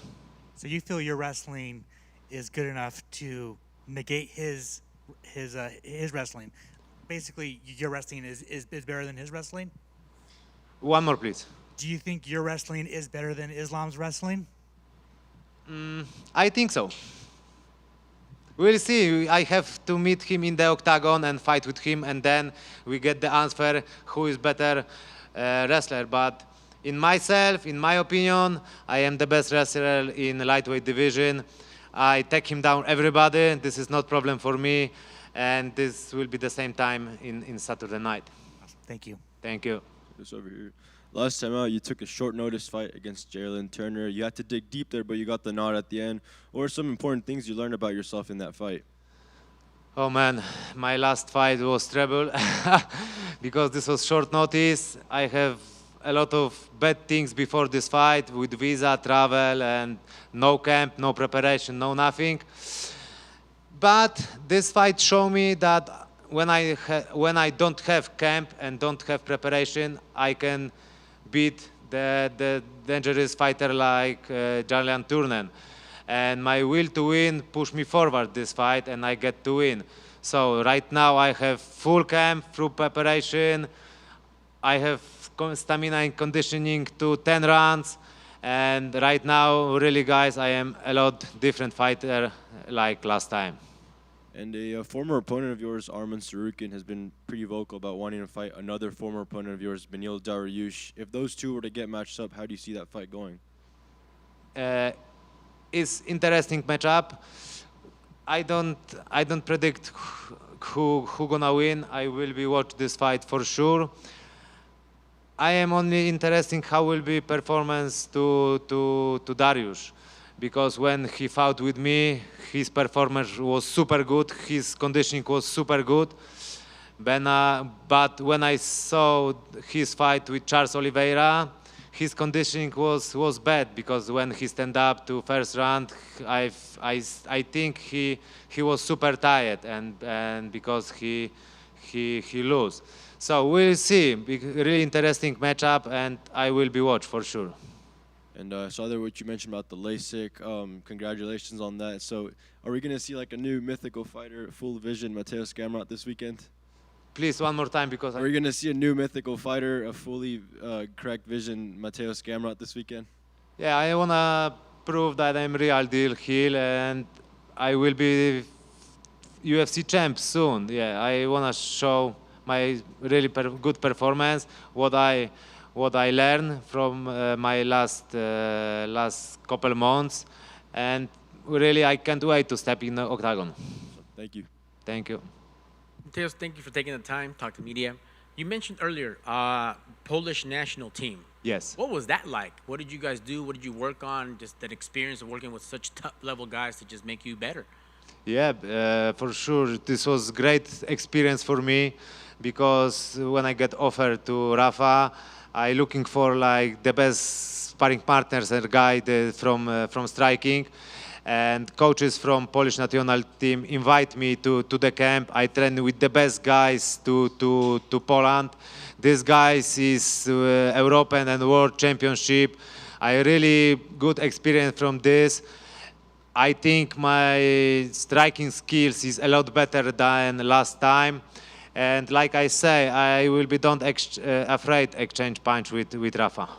Is it something that you could maybe incorporate into your camps and do going forward, or it was like a one-time invitation? Right now, this was only 3 weeks because I don't have time. Because after this camp, I moved to Florida and did camp to ATT. But this was great time, and in the future, if I get another opportunity to go to Polish national team, for sure I come, because really after this time I feeling like I big grow, and before this camp I was good. After this camp I was really super good.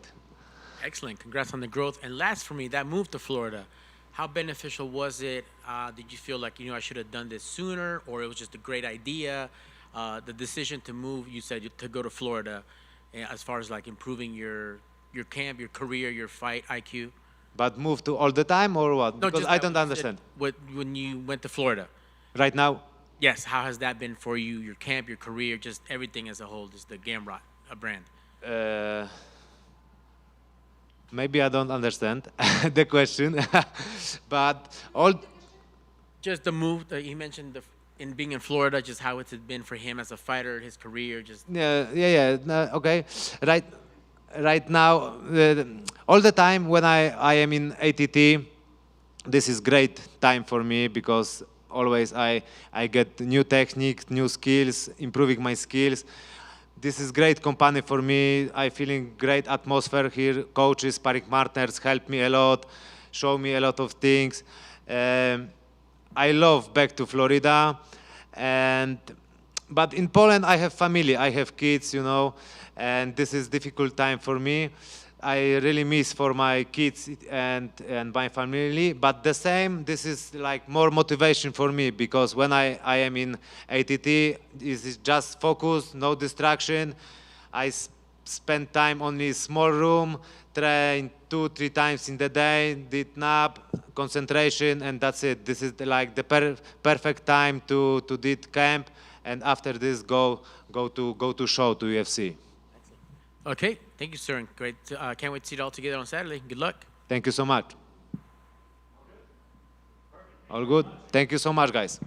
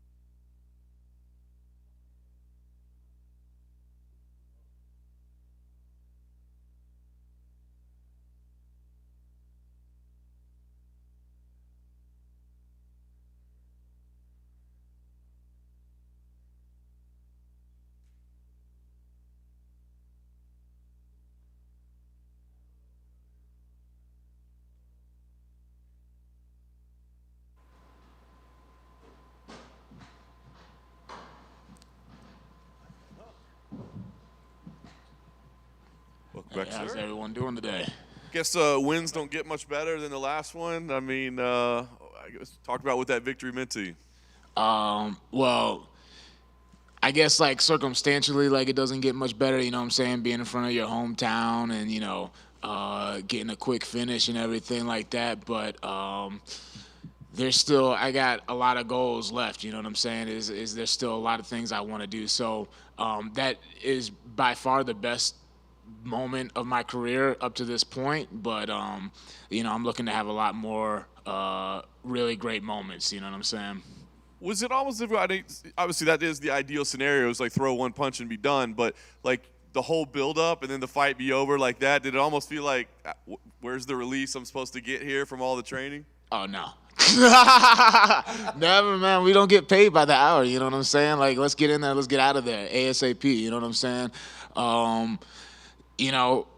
That was a situation I know he said that the crowd didn't get to him, but I think the crowd shook him up a little bit. He was a little bit reckless, you know what I'm saying? I'm sure he was planning to put pressure on me, but I think he was a little bit reckless. And at this level, you know what I'm saying? Like one lapse of judgment and it's a wrap, you know what I'm saying? So for me, you know what I'm saying? I went out there, I did my job, I took no damage, you know what I'm saying? I did it in front of my home crowd. The whole place went absolutely nuts. Everything was perfect. There's nothing bad I can say about that fight. Maybe I got hit a little bit too much. You know what I'm saying? My defense wasn't super sharp in the first 10 seconds, but otherwise, yeah, there's nothing I can say negative about that experience. Nice. Quick turnaround. Were you hoping for quicker? I mean, 4 months, is that okay? Or were you? I gotta think you were fresh after that. Yeah, no, I mean, yeah, I was literally ready to fight, like, immediately after that. I was asking for a fight immediately after that. But this time frame, I have zero complaints. I mean, because kind of like Dana says, the more you kill, the more you eat. You know what I'm saying? I'm trying to, cash in on this while I can. You know what I'm saying? While I'm still got my body, still got my faculties. You know what I'm saying? I'm trying to be active in a reasonable way as much as possible. You know what I'm saying? I'm gonna look to avoid after fighting Renat, I'm gonna look to avoid taking any fights under 3 weeks. You know what I'm saying? Ideally, 4 weeks and more. You know what I'm saying? So I can peak properly and everything, because it just makes such a big difference when you can peak. So it was, because of how the last fight went, it was a little bit longer than I would have liked, but I had time to train, I had time to get better, you know what I'm saying? And I had plenty of time to peak heading into this fight. So I'm very happy with how things ended up going. As you mentioned the situation with Renat, is that a fight that you want back at some point, or does Of course, man. Like, I say that, and right now, like, all I'm thinking about is AJ Fletcher. You know what I'm saying? Like, I'm dreaming about that dude. But no, absolutely. You know what I'm saying? There was a lot of things going on with me personally going into that fight, and I learned so much after that fight. Renat's a really great guy. I have nothing. Like, I have zero. I wish he was a little bit more of a jerk, so it'd be easier to.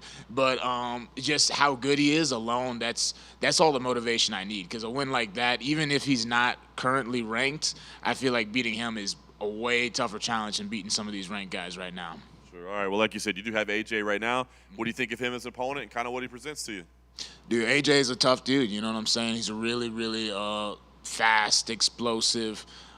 Great double leg, nice top control, really nice guillotine. He has a wide array of strikes in his arsenal. You know what I mean? I think people are kind of sleeping on him a little bit. They're not giving him all the credit that he deserves, just because what his record is right now. But all those fights were dog fights. Even the fights that he lost were absolute dog fights to guys who aren't any pushovers. You know what I mean? So,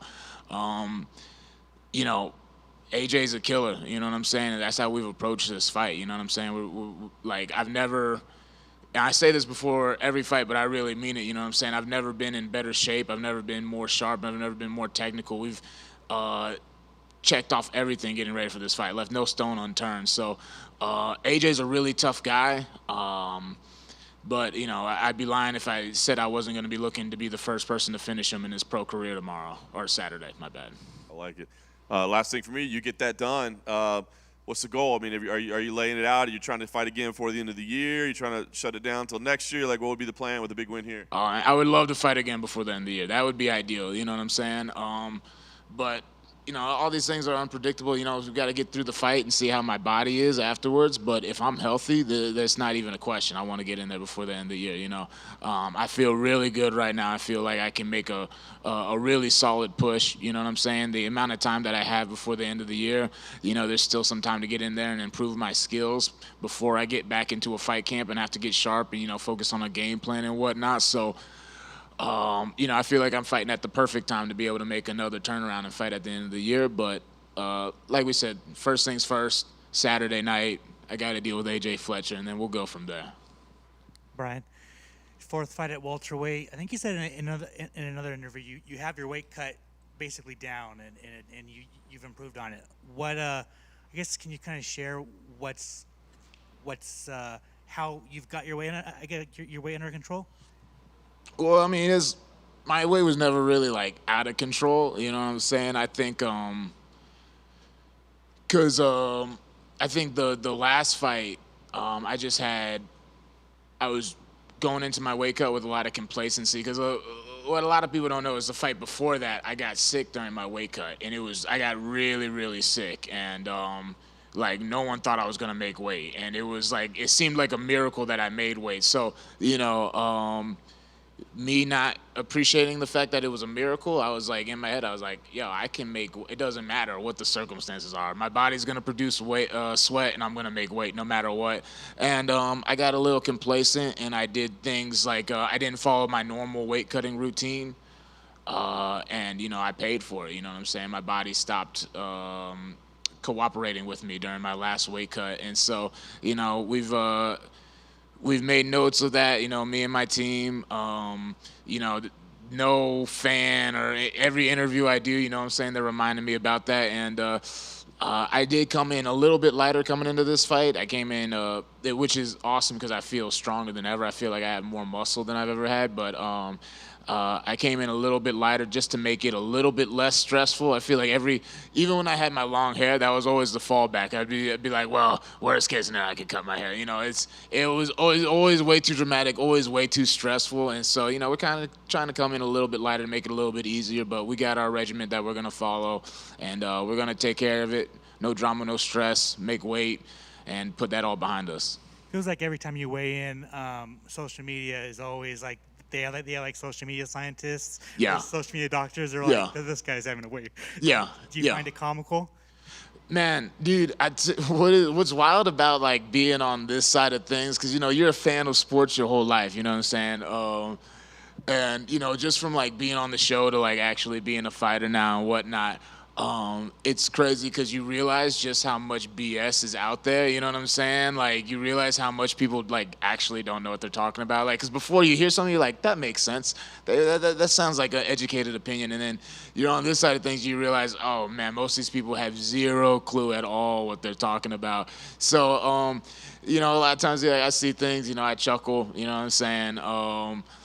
But I really don't spend a whole lot of time and energy on it because, usually if they're talking about, if someone's really infatuated with like making weight and weight cutting, that's not really the conversation that I spend a whole lot of time reading, even if I wasn't a fighter, you know what I'm saying?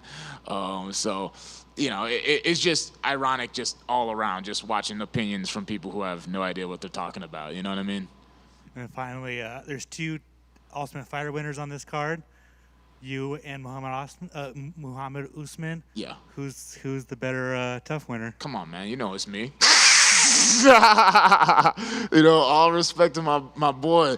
You know what I'm saying? But come on, man. I'm the most exciting prospect to come off of tough in forever. You know what I'm saying? I'm just gonna keep on pushing that. You know, it still drives me crazy how often people say I'm a veteran of the Contender Series, and they're robbing me of all the, you know, all the weight cuts and all the, you know, the grind of being in the house. I'm like, no, I won the Ultimate Fighter. And, you know, I still don't think, you know, winning that show gets enough credit. And so, you know, that's something I look forward to bringing some pride back to. I want people to understand is like, no, I was the Ultimate Fighter winner. The Ultimate Fighter is for real.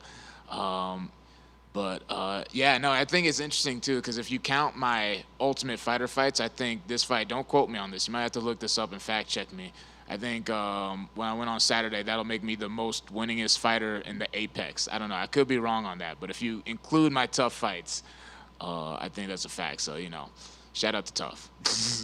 And then I guess on this last season of Tough, I Yeah. mean, what were your thoughts on it? Like, do you think it was a disservice to the prospects having to fight all these veterans? Dude, it was. I mean, it was definitely because a lot of those fights were close, but it's like they're literally fighting guys who are like, some of those guys had like winning records in the UFC. You know what I'm saying? Like, they weren't fighting. Like, my season, and, we've had a lot of guys, a lot of guys have had a lot of success since the show, like Petrosky, he's killing it. Dan, who's fighting this weekend, Brady, Ricky, there's people who are on the regional scene still trying to make the push. There, a lot of guys have had a lot of success, but we were all bona fide prospects.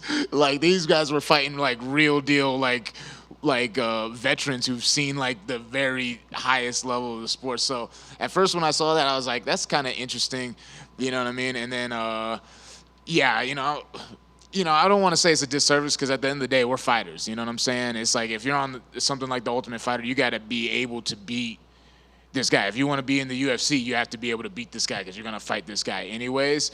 But definitely optically, it was definitely a little weird. Right over here. I mean, you mentioned Dan there. He's a fellow Tough 29 alum. Have you had the chance to say anything to him this week? I haven't seen him this week. But I definitely want to link up with him. Anytime I come to Vegas, I try to see as many of my Tough boys as possible. Like, I'm talking to my boy Ryder, you know what I'm saying? Ryder Newman, I love that guy. Yeah, Dan. Whenever I see him, it's inevitable, you know what I'm saying? I need to hit him up. I'm just terrible at communication, you know what I'm saying? So I need to hit him up. Dan, if you see this and I haven't hit you up yet, we need to hang out at some point. But yeah, no, it's I haven't seen him yet. Fair enough. And as the winner of the Ultimate Fighter Season 29, what has been the biggest positive takeaway from the Tough House that developed you not only as a fighter but as a human being? The biggest takeaway from the Tough House was one, validation. You know what I'm saying? Because I came from a smaller MMA market. You know what I'm saying? And not a lot of people believed in my team and what we were doing at the time. And not a lot of people believed in me as like a prospect, as someone who could go really far. Like, I was viewed as like kind of like a tough fighter, but never someone who could cut it at this level. So definitely a lot of validation that I am like that dude and I am capable of these things.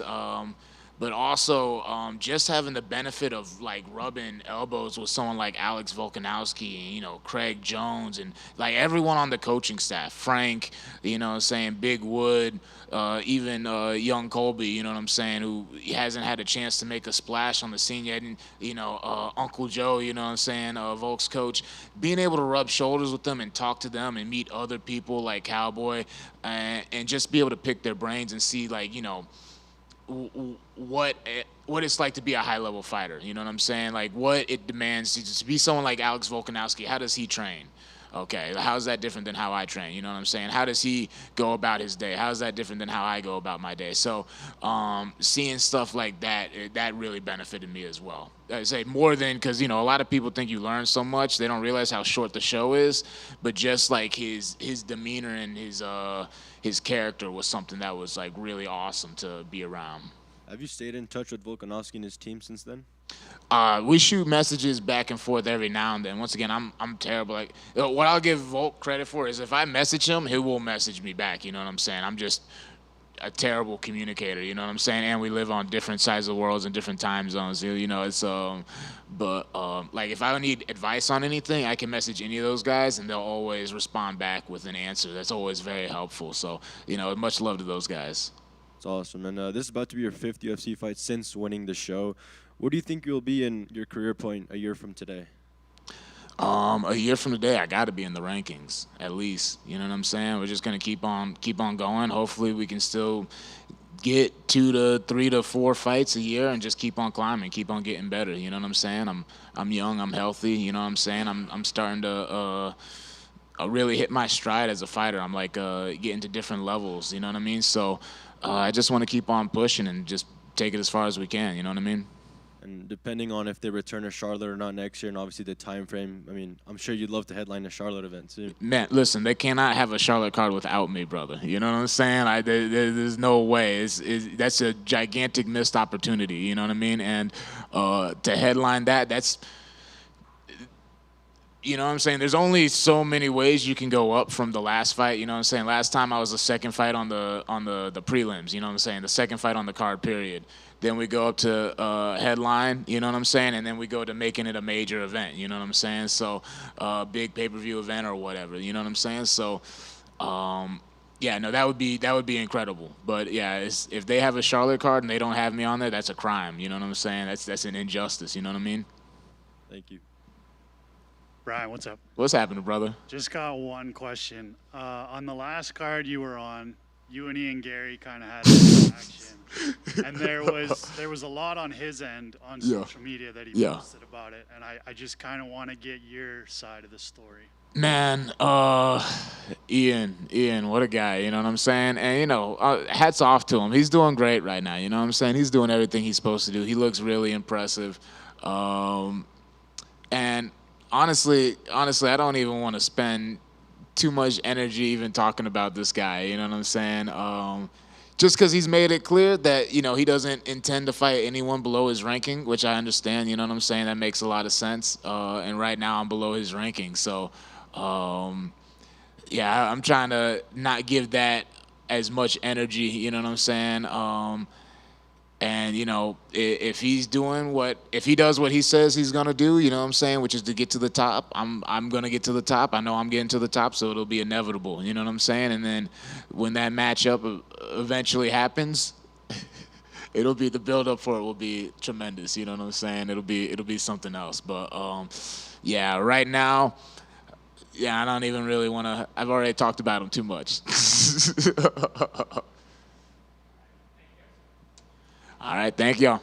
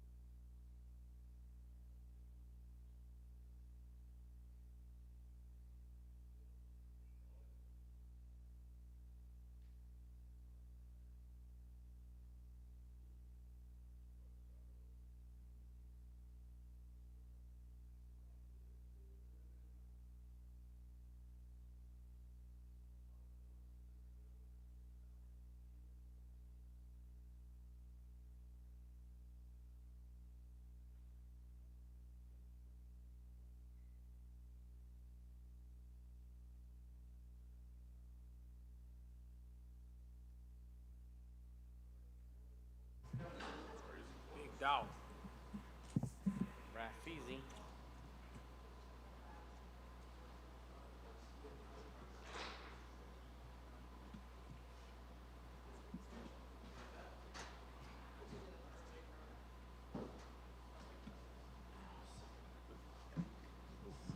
Welcome back, sir. Fantastic fight last time out. Obviously, you didn't necessarily get the result you wanted, I guess. But what lessons did you take out of that matchup? I learned how to cook very good humble pie. Yeah, no, I'm joking. Yeah, I'm learn a lot. Good experience, good rounds with Justin. Yeah, but I forget already about it. This is going to experience. At this point in your career, as much experience as you have, I mean, are there still lessons to be learned in fights and things that you can improve on, or do you feel like, at this point, you know? Of course, never stop learning. We're learning every day. We're learning every day. What would you say your primary focus has been in the time since that fight until now? Repeat, please. There's been a primary focus, like in training? Was there one thing that you really dialed in on that you wanted to get better at or to focus on? I'm focused for my next guy, for my next opponent. Focus for this, come back because lost is lost. I'm sad for lost. Everybody don't like lost, and yeah, I want to come back to a good win. I wanna make a show again, and I wanna make my hand up. Nice. Despite the loss, I mean, you're in a main event. Was that important to you that they still put you in a spot like this?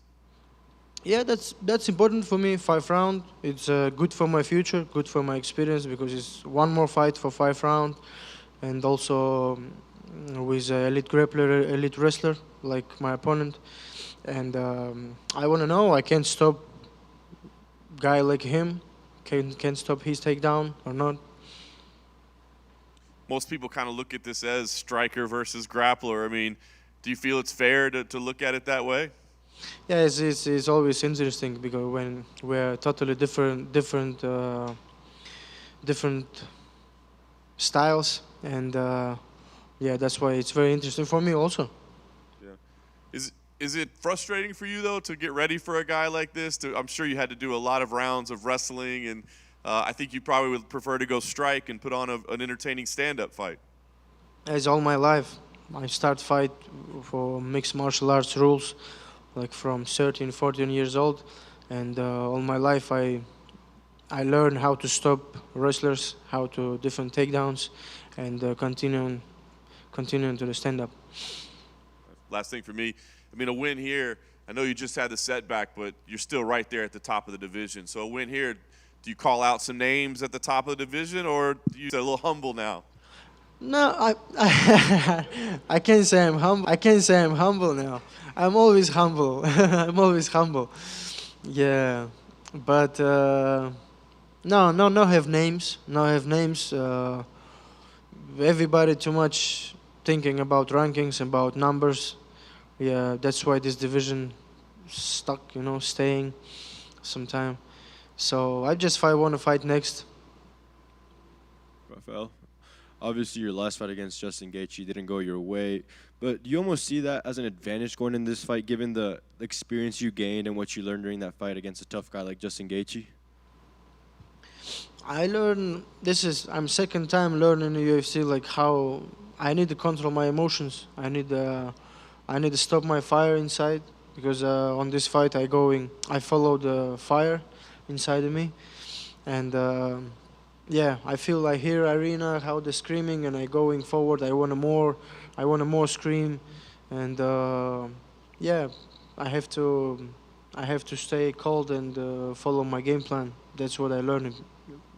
And your opponent this time around, Mateusz Gamrot, he last fought Jalen Turner back in March. He took the fight on short notice. So I want to ask, did you watch that fight, and what did you make of it if you did?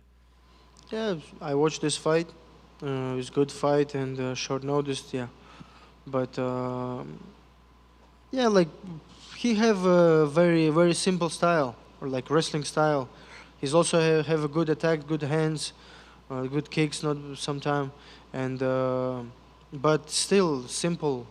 He just need to take down, control, and all this dirty stuff, you know. And obviously, big title fight coming up in your division soon. Rematch between Islam and Charles. How do you see that one going? How I see it going? Yeah. How it's. I think I took for Islam. I think he different belt again. I think Oliveira, he's still like elite grappler and very good striking also, and he's upgrade. He's striking always like a little bit more and more better. So, but I'm took for Islam. I think he have more chance for win this fight stylistically. Rafa, 3 weeks ago, you put out a video of you outside, and there's someone dancing in back of you in their underwear. What was going on? Shakira, that's what's going on, bro. I don't know. We just walk in this Times Square. We just walk there, and I see this guy, and I think like, oh, try to show my what? No, my actor skills, you know. just fun a little bit. And then finally, also this fight's ATT versus Killcliff FC. Do you see it that way, or do you not really pay attention to that? I don't pay attention for this job. No. Thank you.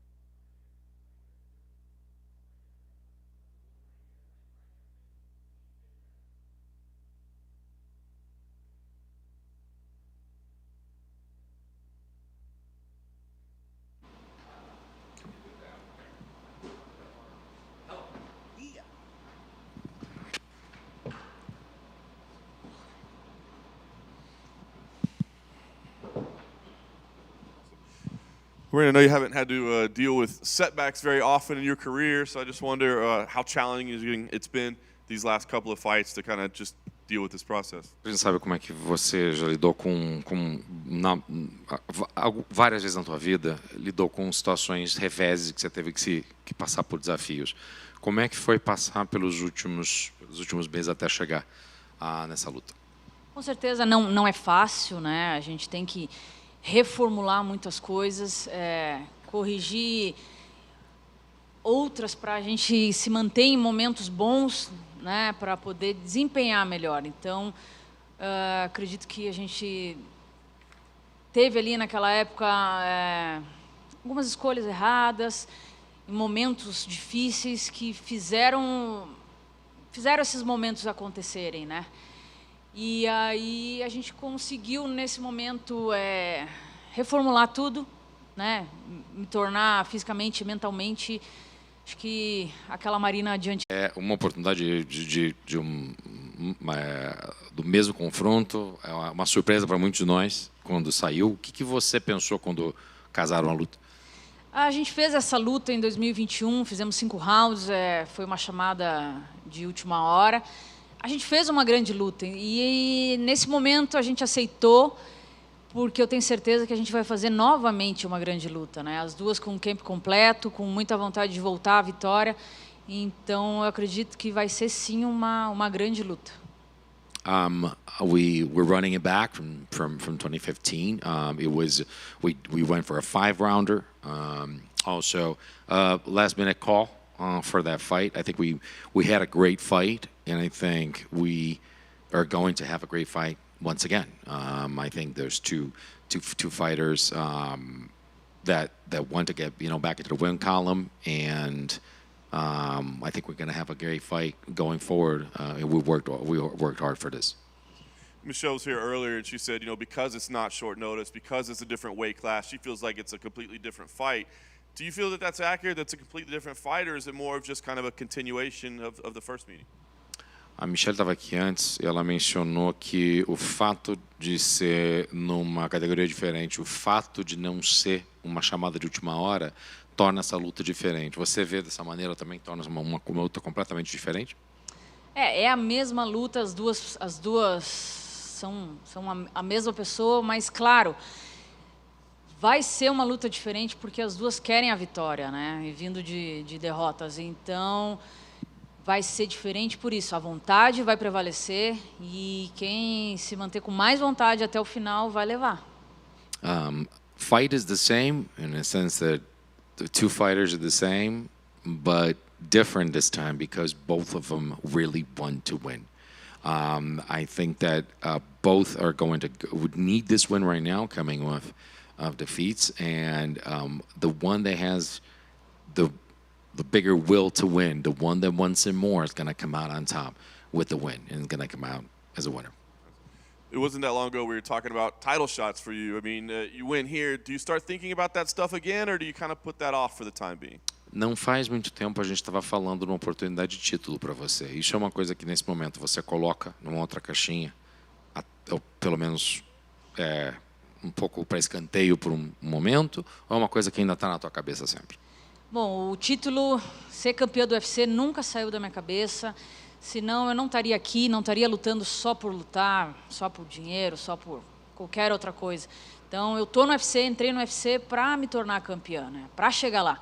Então nunca saiu da minha cabeça. A gente treinou, fez esse camp pensando nisso, em ter a vitória e voltar aí a ser falada, né? Por essa chance pelo título. You know, the UFC title never left my head. That's the reason why I'm here. I'm not here just to fight, I'm just not here for the money. I mean, the reason why I continue to do this is to be a champion. So that's why we're here. That's why we're in this fight. We're here so we can get talked about again and be considered and having a chance at a title. Last thing for me, the goal here, I guess, obviously a victory, but is it to show something new, to identify these things that were wrong? Do you want to show something new in this fight, or is it just pick up a win here?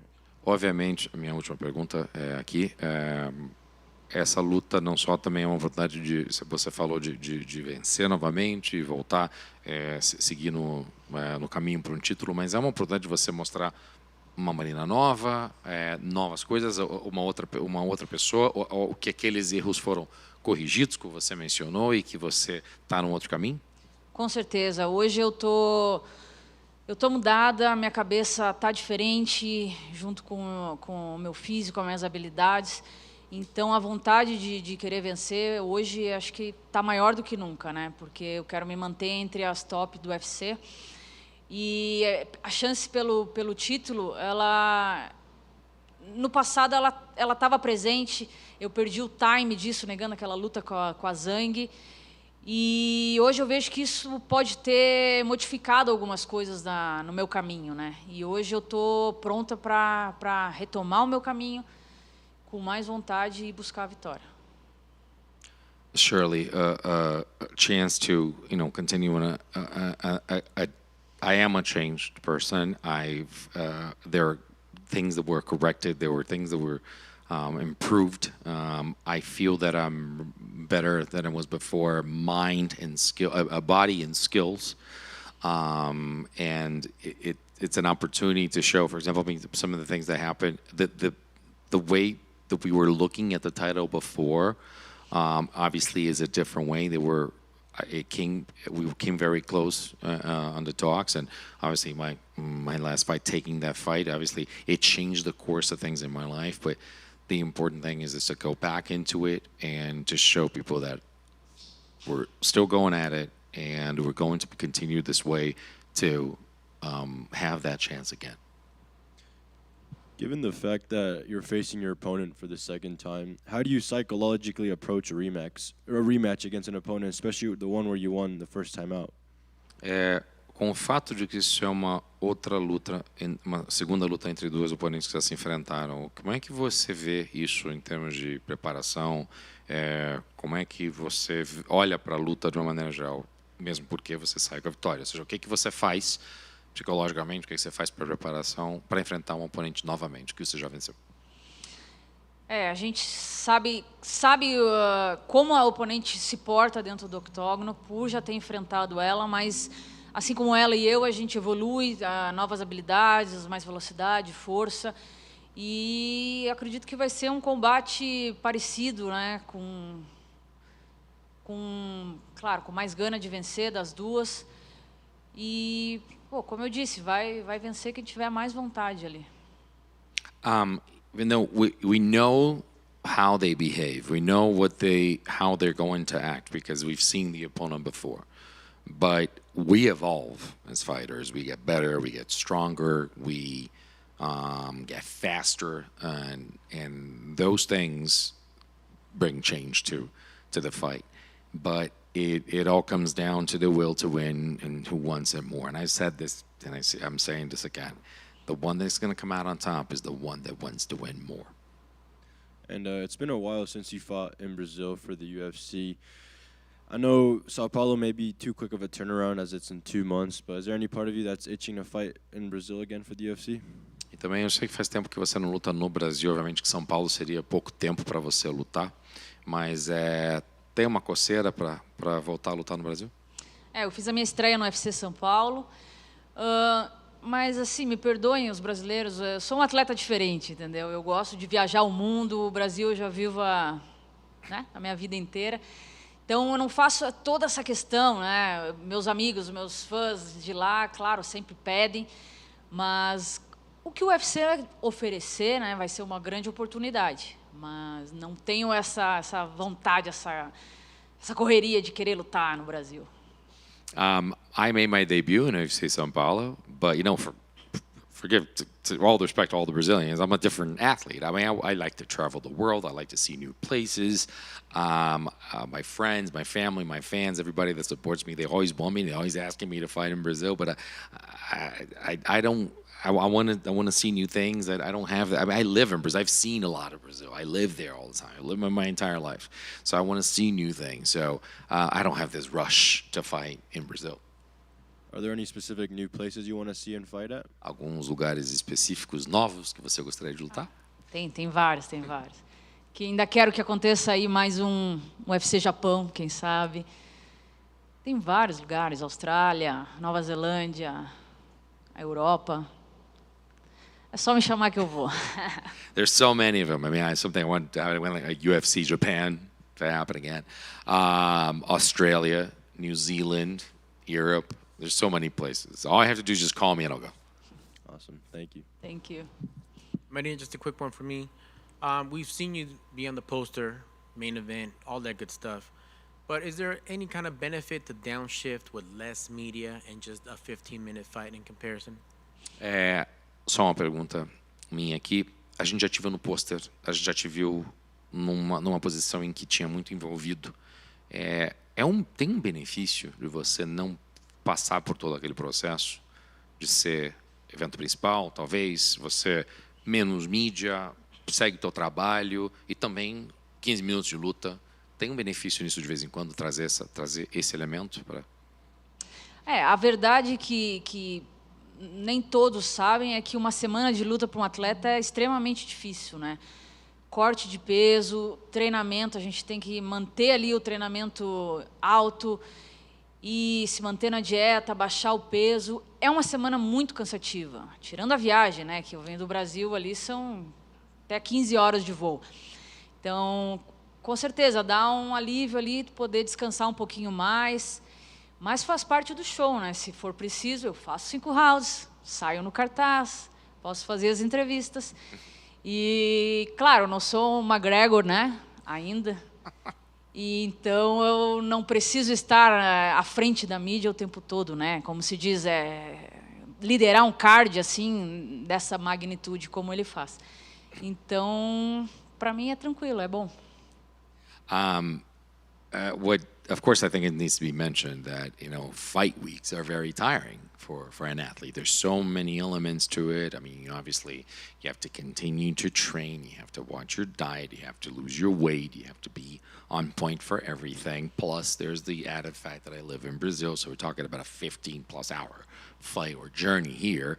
That adds to that. So there is an element that you actually have an easier week, a lighter week, being in the situation. But with that said, if need be, and when it comes with the territory. If you're going to be fighting for something in your life, you're going to get, you're going to come here, you're going to do the media, you're going to be on the poster, and you're going to do everything that needs to be done because you're fighting at a high level. So you want to cherish that opportunity. Of course, I'm not McGregor yet, but when you're, a McGregor, let's say, I don't have to be in front of the media as much as he does when you're leading. But what I'm saying, when I'm leading a card, there's stuff that comes to it, and we welcome that opportunity when given it.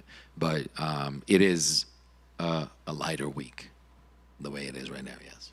E McGregor em questão de money. Of course, yeah. I'm not McGregor in money wise. That's what I meant. Money wise. I hope so one day. Excellent. Notorious Rodriguez. Thank you. Obrigado.